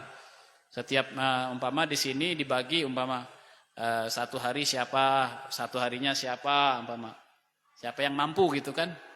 Umpama 1 hari orang 2 atau orang 3 digilir setiap minggu, kena digilir, dijadwal. Ya, 1 hari orang 3 atau orang 4 memberi buka puasa di masjid umpama. Itu pahalanya seperti pahala orang yang berpuasa. Kita memberi orang buka puasa, pahalanya ditulis seperti orang puasa. Bahkan Rasulullah SAW ya, menjelaskan dalam satu hadis, pahala puasa tidak ada yang tahu pahalanya kecuali Allah. Jadi ganal benar puasa. Pahalanya orang memberikan buka puasa kepada orang yang puasa Ramadan. Seumpama di sini di masjid atau di langgar ya, ada kepengurusannya di jadwal sampai siapa hari ini yang mau memberi buka puasa, di jadwal 3 orang atau 4 orang, dihitung orangnya berapa dibagi. Jadi setiap minggu bergantian pulang, besoknya siapa pulang. Nah, memberi takjil itu, buka puasa itu tidak harus nasi. Tidak harus nasi, Bang. Wadai pun kada apa-apa juga, wadai, korma, ya kalau apalagi es apakah itu semuanya niatnya untuk memberi buka puasa umpama. Jadi seumpama orang 4 ya bagi-bagi, ada yang nasi kah atau wadai semua kada apa-apa. Jangan sampai yang 4 orang ini nasi semua. Nanti kada ada yang makannya. Jadi harus dibagi. Itu pahalanya ganal benar. Nah, kalau seumpama puasa itu puasa bulan Ramadan, ya. Kita memberikan orang berbuka puasa Ramadan, ya. Itu ada keterangan barang siapa yang memberikan buka puasa kepada orang yang puasa pada tanggal 10 Muharram, ya, itu seperti dia memberikan buka puasa kepada seluruh umat Nabi Muhammad. Padahal 1 orang aja. Itu bulan Muharram. Ini bulan puasa lebih daripada itu pahalanya. Jadi jangan sia-siakan di bulan ini, di tahun ini kita masih ada umur, masih ada rezeki, kesehatan, banyak-banyaklah bersedekah. Karena Rasulullah SAW sendiri ya, memberikan pelajaran contoh kepada umat, ya, lebih rancak Rasulullah bersedekah di bulan puasa daripada bulan-bulan yang lain. Karena pahalanya dilipat gandakan oleh Allah Subhanahu wa Ta'ala. Orang yang sholat 2 rakaat, ya, 2 rakaat di bulan puasa, sholat sunnah, ditulis pahalanya seperti sholat wajib.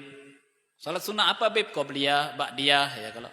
Qobliyah maghrib, ba'diyah maghrib. Qobliyah isya, ba'diyah isya. Qobliyah zuhur, ba'diyah zuhur. Qobliyah asar, ba'diyah kada ada asar. Cuma qobliyah. Tapi syaratnya sampean sebelum sholat sunnah, sampean ingat-ingat pernah enggak dulu pernah meninggalkan sholat wajib? Kalau pernah maka haram sholat sunnah. Kecuali yang mu'alaf. Kalau mu'alaf enggak masalah. Kalau mu'alaf yang baru masuk Islam, ya, pernah berapa puluh tahun meninggalkan sholat, itu enggak apa-apa. Orang mu'alaf itu kalau masuk Islam itu bersih, dosanya bersih seperti anak baru lahir. Nah, jadi jangan sampai yang mu'alaf tadi meninggalkan sholat. Nah, kalau bagi mu'alaf sholat sunat bebas dia boleh. Tapi bagi kita yang sudah Islamnya sudah mulai dari lahir, pernah waktu balik meninggalkan sholat wajib, maka tidak boleh sholat sunnah kecuali membayar sholat wajib dulu.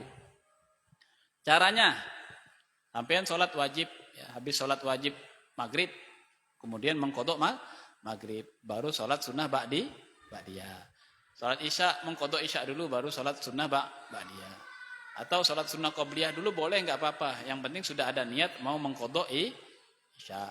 Atau sampean pagi-pagi habis sholat duha, sampean mengkodok sholat 5 waktu. Zuhur, asar, maghrib, isya, subuh, dikodok setiap pagi. Jadi sehingga untuk siang, sore, malamnya enggak perlu kodok lagi. Enggak perlu kodok lagi. Atau sampean setiap sholat kodok. Nah, itu terserah sampean. Nah, ini pelajarannya ada di dalam kitab Taqrirus Sadidah. Ya. Jadi lebih baik begitu. Nah, kemudian memperbanyak sholat sunnah. Sholat sunnah 2 rakaat pahalanya ditulis wajib. Sholat sunnah apa, Bib, yang perlu diperbanyak? Sampean di luar bulan Ramadan jarang sholat tahajud. Ya. Maka kita bulan puasa itu biasanya bangun sahur. Sempatkan sholat tahajud. Ya. Kalau dulu nggak pernah sholat tahajud, ya, habis sahur atau sebelum sahur sampean sholat tahajud. Banyaki. Ya, selama 1 tahun saya tidak sholat tahajud. Kalau dihitung setiap hari 2 rakaat, ya, Dikalikan berapa, 1 tahun, berapa rakaat ini saya tinggalkan. Maka sampean paling tidak sampean sholat tahajud di malam bulan Ramadan sebelum sahur 50 rakaat. Kalau sanggup, kalau nggak sanggup ya 20. Kalau nggak sanggup 20 ya 10. Kalau masih ada waktunya ya tambahi. Kalau nggak ada waktunya lagi dua rakaat pun ya cukup. Yang penting jangan sampai meninggalkan sholat tahajud. Sholat duha dulu jarang sholat duha. Ya padahal sholat duha menjadikan sebab barokahnya rezeki kita. Maka sholat duha lah banyak-banyak ya sebanyak 12 rakaat. Atau 8, atau 4, atau 2, terserah sampean. Jadi ingat, pahala orang sedekah ya, di bulan puasa itu lebih ganal pahalanya daripada sedekah di luar bulan puasa. Kemudian rakaataini bisiwak afdalu min 70 rakaat bila siwak. 2 rakaat orang yang sholat pakai siwak itu ditulis pahala seperti sholat 70 rakaat. Padahal dilakukan 2 rakaat. Ditulis seperti 70 rakaat orang yang sholat tanpa siwak. Jadi kalau sampai sholat sunnah 2 rakaat, ya, 2 rakaat ya, tidak pakai siwak, seperti sampean dapat bonus 70 rakaat, sampean buang. Sampean sia-siakan, enggak usahlah pakai siwak. Enggak usahlah 70 rakaat, enggak usah ditulis malaikat, enggak usah tulis 70 rakaat. Saya 2 rakaat aja. Kira-kira pintar atau enggak? Pintar atau enggak orangnya? Enggak usah tulis 70, saya mau 2 aja. Kira-kira pintar ada? Kada pintar, yang pintar ulun mau bang 2 rakaat ditulis 70, makanya pakai siwak. Beb, siwaknya kadang-kala hilang, Beb.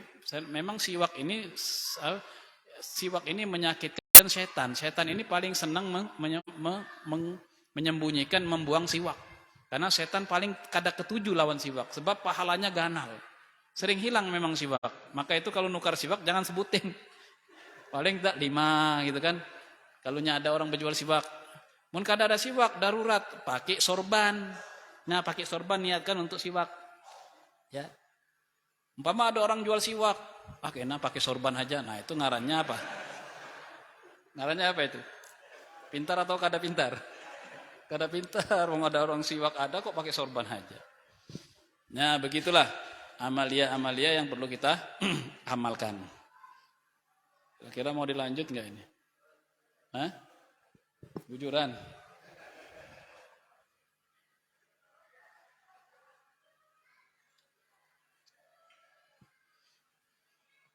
Masuki pelajaran kita ya.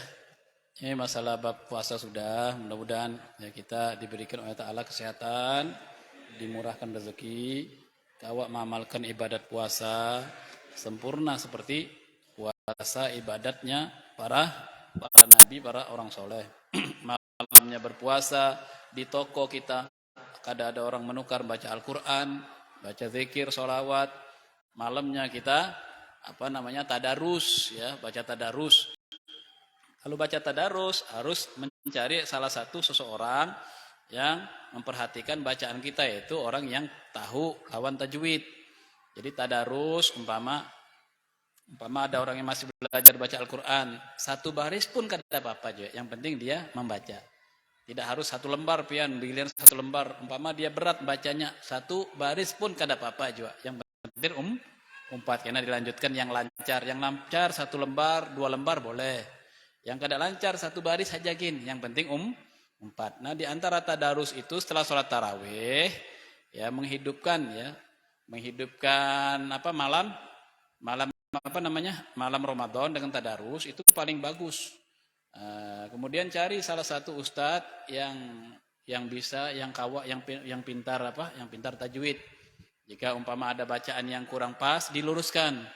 Kurang panjangnya, kurang tasdidnya diluruskan. Kira-kira ada di sini mungkin ustadz nanti untuk meluruskan bacaan tadi. Jadi bagi yang belajar tadi diluruskan, ya harus nurut ya. Harus nurut. Iyyaka na'budu wa iyyaka nasta'in ya. Harus nurut apa yang dipadahkan lawan perguruan yang mengerti tadi. Sampian mau ikut umpat belajaran setiap malam bulan Ramadan lawan ulun lewat HP pelajaran tauhid. Ya. Pelajaran tauhid tingkat 2. Ini kita belajar ini tingkat 1. Ulun mengajar kalau bulan puasa tingkat 2. Ya. Tingkat 2 artinya kelas 2. Ini kelas 1. Kelas 2-nya di malam bulan Ramadan setiap malam. Ulun memulainya jam 11 biasanya. Jam 11, kadang setengah 11. Setiap malam.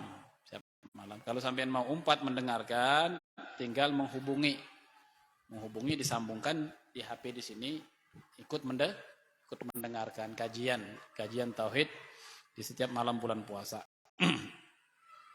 Kita buka di halaman berapa?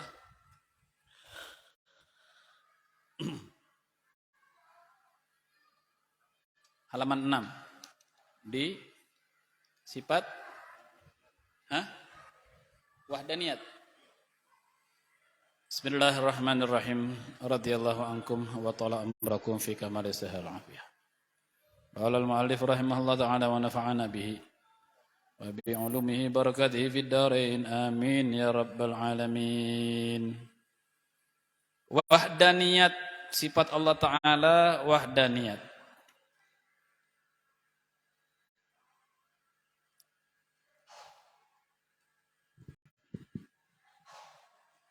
Kalau ini ada yang bertanya, kalau narik air ingus pada saat sholat batal atau enggak? Kalau sholatnya masih dalam keadaan puasa siang, ya batal. Batal puasanya, sholatnya enggak. Puasanya yang batal. Ya.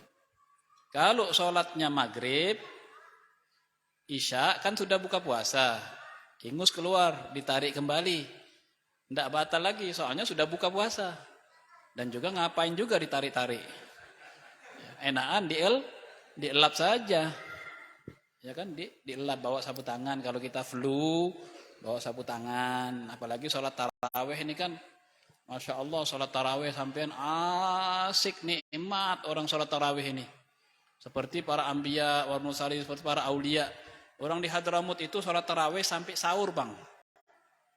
Dari satu masjid, sholat tarawih pindah ke masjid lagi, sholat tarawih lagi. Bukan 20 rakaat. Lebih 20 rakaat.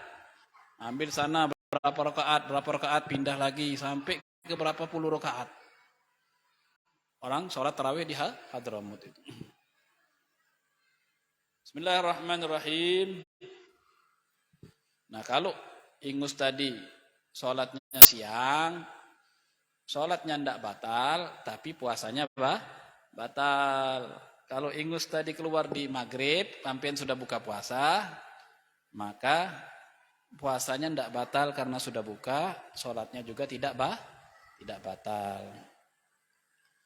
Wahdaniyat yaitu sifat Allah Ta'ala yang keenam. Artinya esa. Kalau bahasa Indonesianya artinya satu. Allah Ta'ala itu satu, ya, atau esa atau apa namanya tunggal.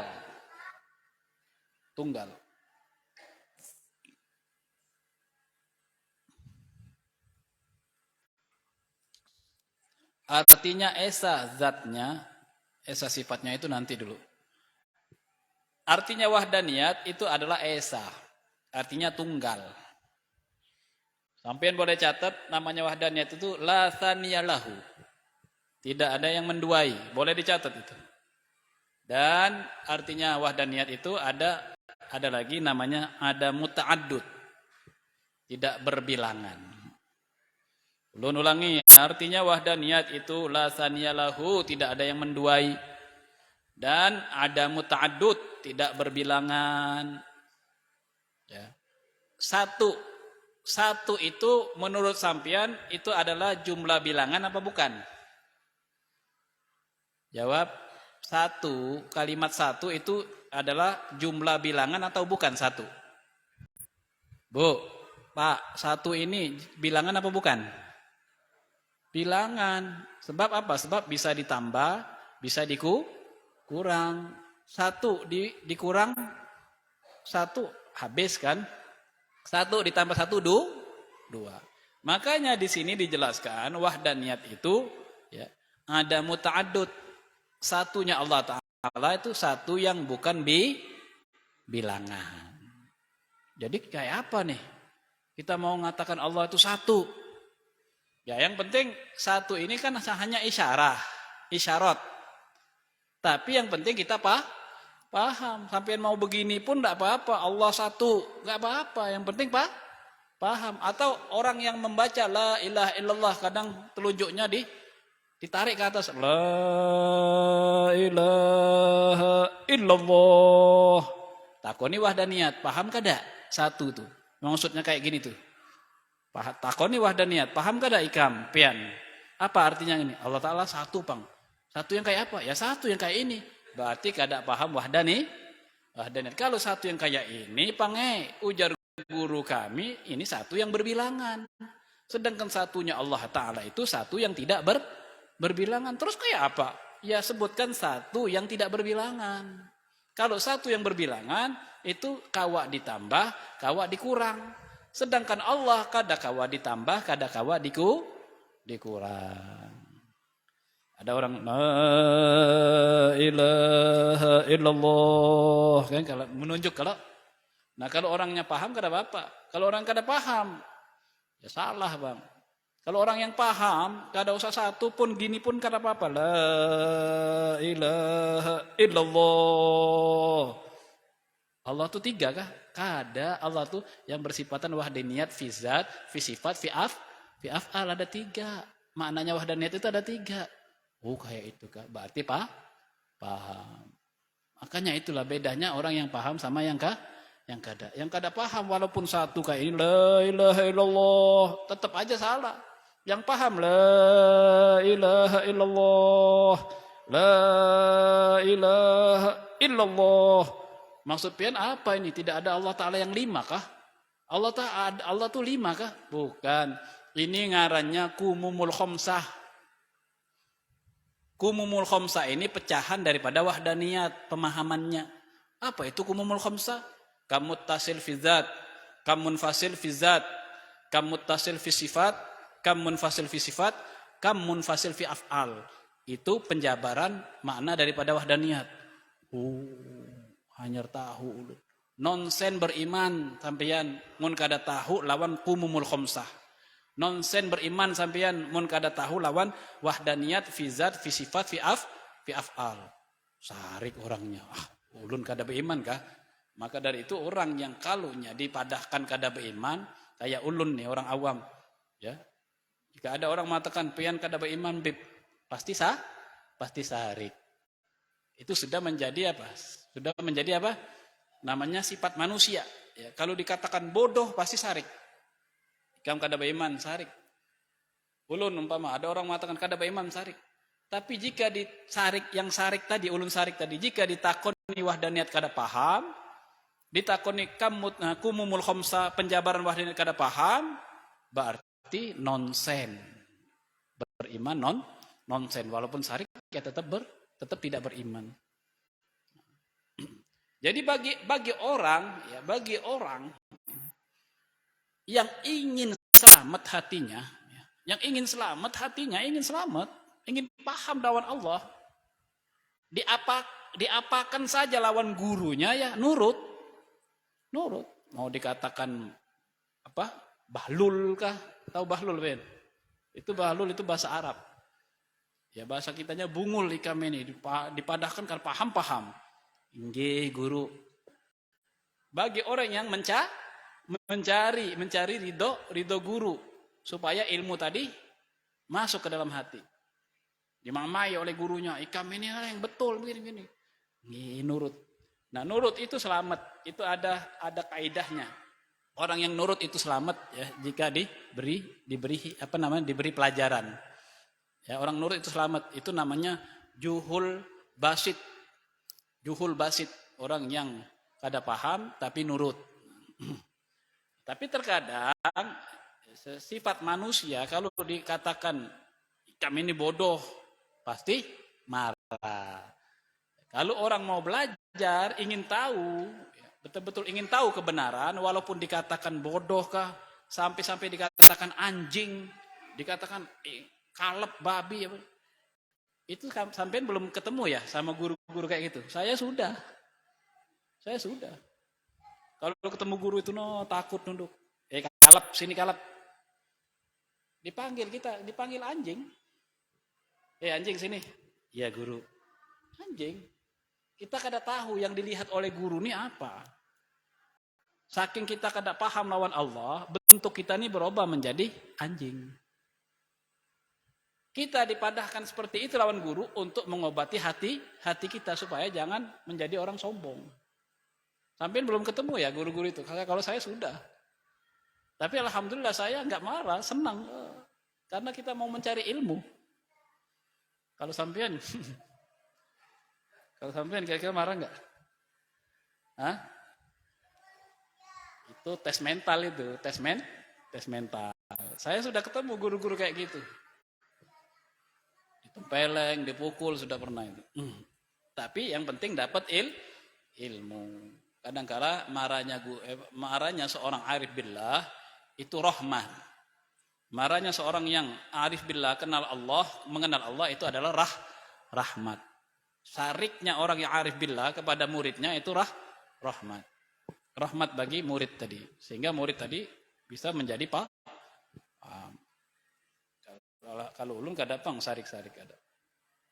Insyaallah kada sarik. Kalau sarik, bukahan semua orang belajar.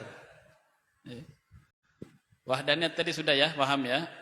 Artinya wahdaniyat ada muta'addud, tidak berbilangan. La saniyalahu, ya, tidak ada yang menduai. Sudah ya. Mustahil berbilangan ya, kalau mustahil berbilangan. Adapun wahdaniyat itu ada wahdaniyat ya, esa zatnya dan esa sifatnya dan esa fiilnya. Maka mustahil berbilangan. Ya. Berbilangan. Maksudnya esa itu tidak berbilangan di dalam zatnya, tidak berbilangan di dalam sifatnya, tidak berbilangan di dalam fiilnya. Mustahil berbilangan di dalam zatnya, mustahil berbilangan di dalam sifatnya, mustahil berbilangan di dalam fiilnya. Nah, ini gimana artinya ini? Esa di dalam zatnya itu seperti apa maksudnya? Esa dalam zatnya. Artinya zatnya Allah Ta'ala itu seorangan, kada ada yang menyamai. Zatnya Allah Ta'ala itu seorangan, tidak ada yang menyamai. Zatnya makhluk seorangan juga, Pang, tapi ada yang menyamai. Zatnya ulun, nih, batang tubuh ini adalah zat. Zatnya ulun lawan bulan, lawan masjid ini zat nih. Sama atau kada? Sama-sama zat, tapi berbeda kan? Berbeda, tapi ada yang menyamai. Apa yang menyamainya? Yang menyamainya masjid ini bertempat, ulun bertempat, sampean bertempat. Bulan itu bertempat. Masjid ini bersusun-susun, ulun pean bersusun-susun. Ada atas, ada bawah, ada depan, ada belakang. Ya, walaupun beda, tapi ada persamaan. Kalau Allah zatnya tidak ada yang menyamai. Zatnya Allah Ta'ala tidak susun-susun, tidak bertempat.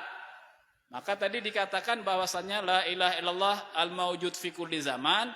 Ada yang mengartikan tidak ada zat Tuhan ya, tidak ada zat yang wajib wujudnya kecuali Allah.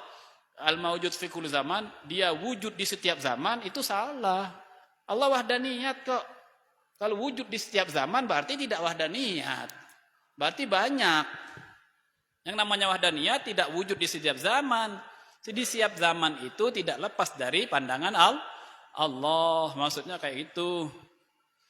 Nah, adapun artinya esa Allah Ta'ala di dalam sifatnya, yaitu sifatnya Allah Ta'ala tidak ada yang menyamai seperti kudrat dua atau irodat dua. Kudrat, adakah yang menyamai kudratnya Allah? Kudrat itu artinya ijad i'dam, mewujudkan dan mengadamkan. Mewujudkan dan menghilangkan. Kudratnya Allah Ta'ala contohnya mewujudkan apa? Mewujudkan sesuatu yang asalnya kadada menjadi ada. Yang asalnya tidak ada menjadi ada. Contohnya apa? Daun. Daun itu diciptakan oleh Allah Ta'ala dengan kudrotnya. Yang memiliki sifat kudrot yang kuasa menciptakan daun hanya Allah. Adakah yang menyamai kudrotnya Allah? Kada ada. Berarti ya, wahdaniyat fi sifat artinya sifatnya Allah Ta'ala kada ada yang menyamai. Adapun artinya esa di dalam fiilnya perbuatan Allah Ta'ala, yaitu perbuatan Allah Ta'ala taksir. Ya, perbuatan makhluk itu kasab ikhtiar yang sudah kita jelaskan semalam. Taksir itu artinya ya, memberikan bekas.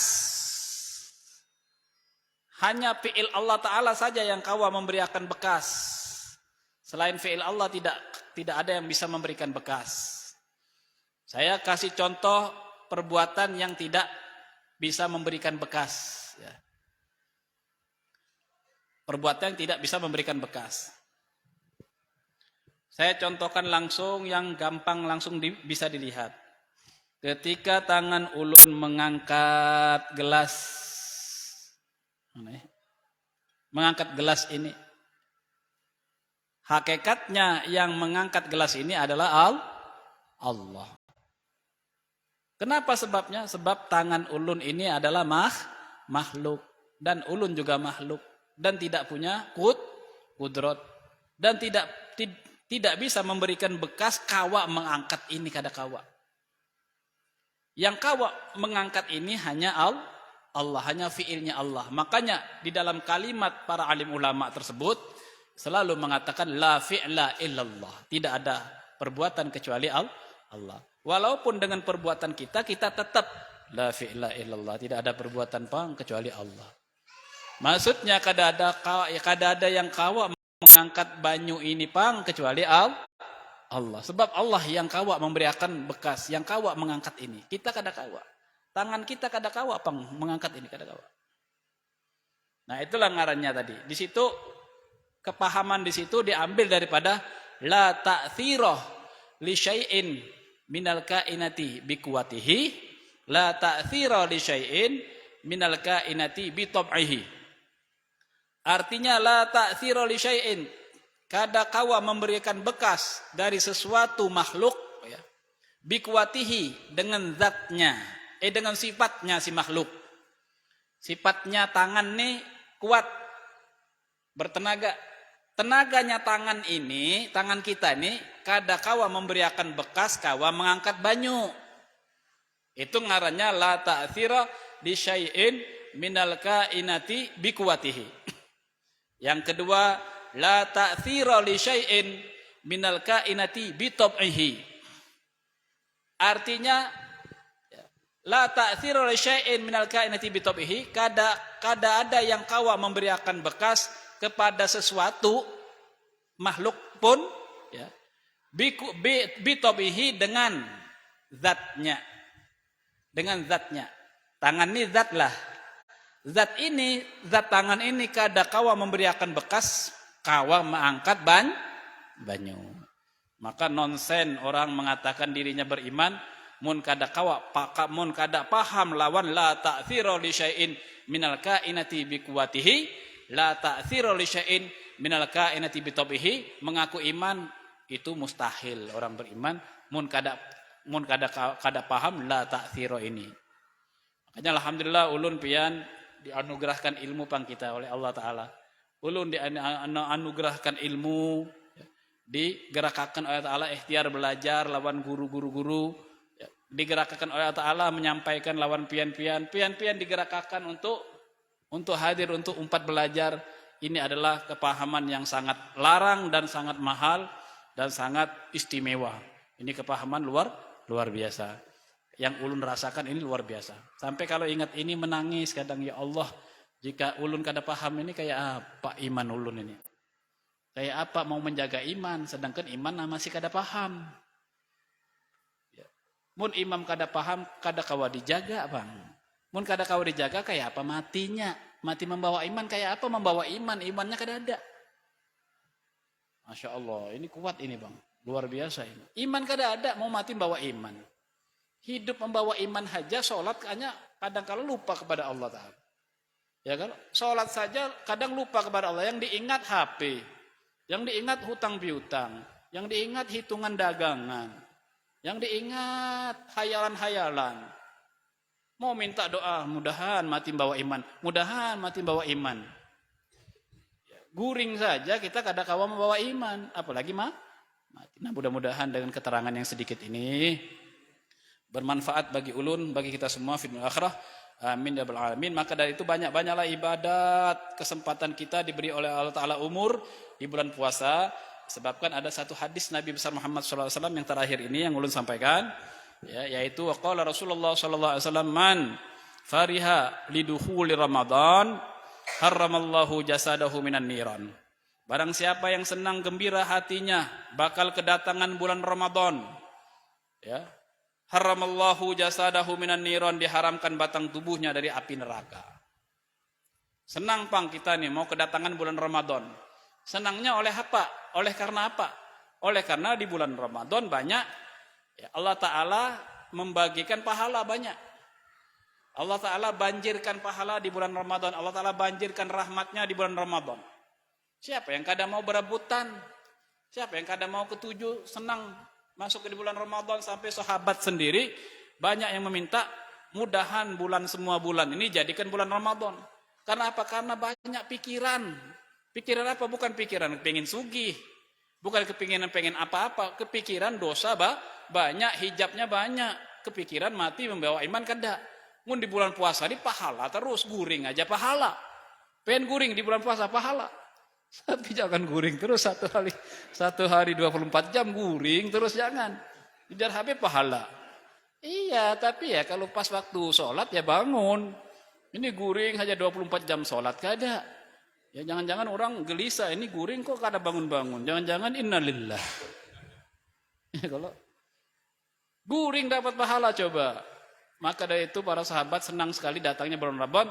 Barang siapa yang senang datangnya bulan Ramadan, menyambut datang bulan Ramadan, karena di situ banyak pahala, banyak rahmat Allah, banyak ampunan Allah. 10 hari pertama bulan Ramadan Allah Ta'ala berikan rahmat.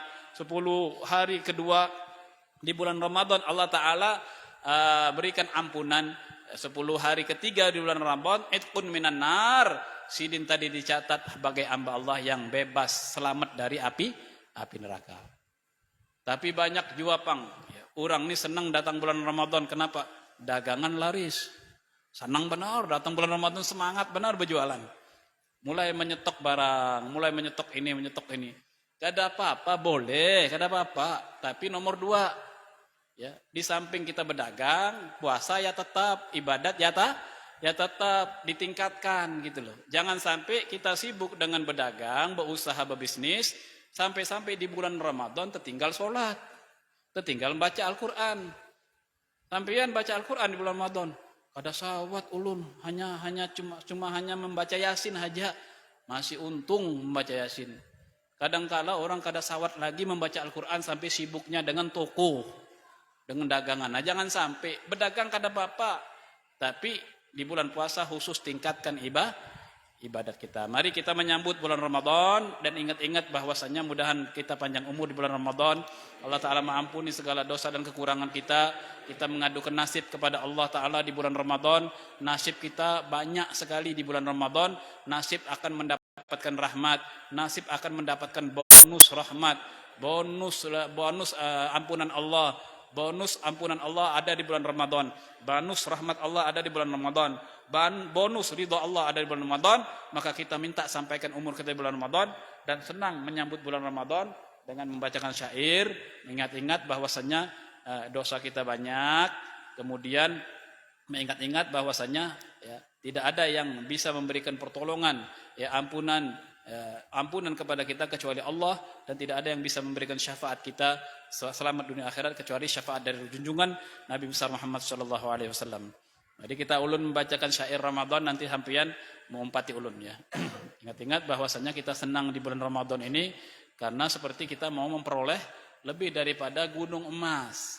Ya, kalau gunung emas saja sampean senang mau mendapatnya tapi besok mati. Maulah pian diberikan gunung emas tapi besok mati, maulah. Kada hakun, ya, kalau kada hakun. Kita mau nyambut bulan Ramadan ini karena di situ banyak, ya, banyak Allah Ta'ala membagikan bonus pahala, membagikan bonus rahmat, memerdekakan kita selamat daripada siksa api neraka. Marhaban ya syahr Ramadan, marhaban syahr siyami, marhaban ya syahr Ramadan, marhaban syahrul qiyami. Pertama siam, kedua qiyam, bareng-bareng sama ulun. Marhaban ya syahr Ramadan, marhaban syahrul siyami, marhaban ya syahr Ramadan, marhaban syahrul qiyami, marhaban ya syahr Ramadan, marhaban syahr siyami ya Allah, marhaban ya syahr Ramadan, marhaban syahrul qiyami, marhaban ya syahr Ramadan, marhaban syahr siyami, marhaban ya syahr Ramadan, marhaban syahrul qiyami. Yang kompak satu kali lagi, marhaban ya syahr Ramadan, marhaban syahr siyami ya Allah, marhaban ya syahr Ramadan, marhaban syahrul qiyami. A'udzu billahi minasyaitonir rajim. Bismillahirrahmanirrahim. Allahumma shalli wa sallim ala sayyidina Muhammadin wa ala ali sayyidina Muhammad. Allahumma lakal hamdu syukra wa lakal mannu fadla. Anta rabbuna haqqa wa nahnu 'abiduka rika wa anta lam tazal lidzalika ahla. Allahumma ya muyassir kulli asir wa ya jabira kulli kasir wa ya sahiba kulli farid wa ya muqawwiya kulli dha'if wa ya ma'mana kulli makhif. يسر علينا كل عسير فتيسر عسير عليك يسير. اللهم يا من لا يحتاج إلى البيان والتفسير حاجاتنا إليك كثير، حاجاتنا إليك كثير، حاجاتنا إليك كثير، حاجاتنا إليك كثير، حاجاتنا إليك كثير، حاجاتنا إليك كثير وأنت عالم بها وبصير وخبير. اللهم إني أخاف منك وأخاف من يخاف منك. اللهم بحق من يخاف منك نجنا ممن لا يخاف منك. اللهم بحق محمد صلى الله عليه وسلم اخرسنا بعينك التي لا تنام واكنفنا بكنافك الذي لا يرم وارحمنا بقدرتك علينا فلا نهلك وأنت ثقتنا ورجاؤنا برحمتك يا أرحم الراحمين. اللهم طول عمرنا، اللهم طول عمرنا، اللهم طول عمرنا إلى رمضان، اللهم طول عمرنا، اللهم طول عمرنا إلى شهر رمضان في كمال الصحة والعافية، في كمال الصحة والعافية، في رضاه وفي رحمة وفي مرضاة الله وفي رحمة الله. اللهم بلغ رمضان، اللهم بلغنا رمضان، اللهم باركنا في شهر في رجب وشعبنا وبلغنا رمضان بالصحة والعافية في طاعة الله وطاعة الرسول بجاه الرسول بجاه سيدنا الرسول صلى الله عليه وسلم. ربنا آتنا في الدنيا حسنة وفي الآخرة حسنة وقنا عذاب النار، وقنا عذاب النار، وقنا عذاب القبور. وصلى الله على سيدنا محمد وعلى آله وصحبه وسلم بفضل سبحان ربك رب العزة عما يصفون وسلام على المرسلين الحمد لله رب العالمين. تقبل الله منكم.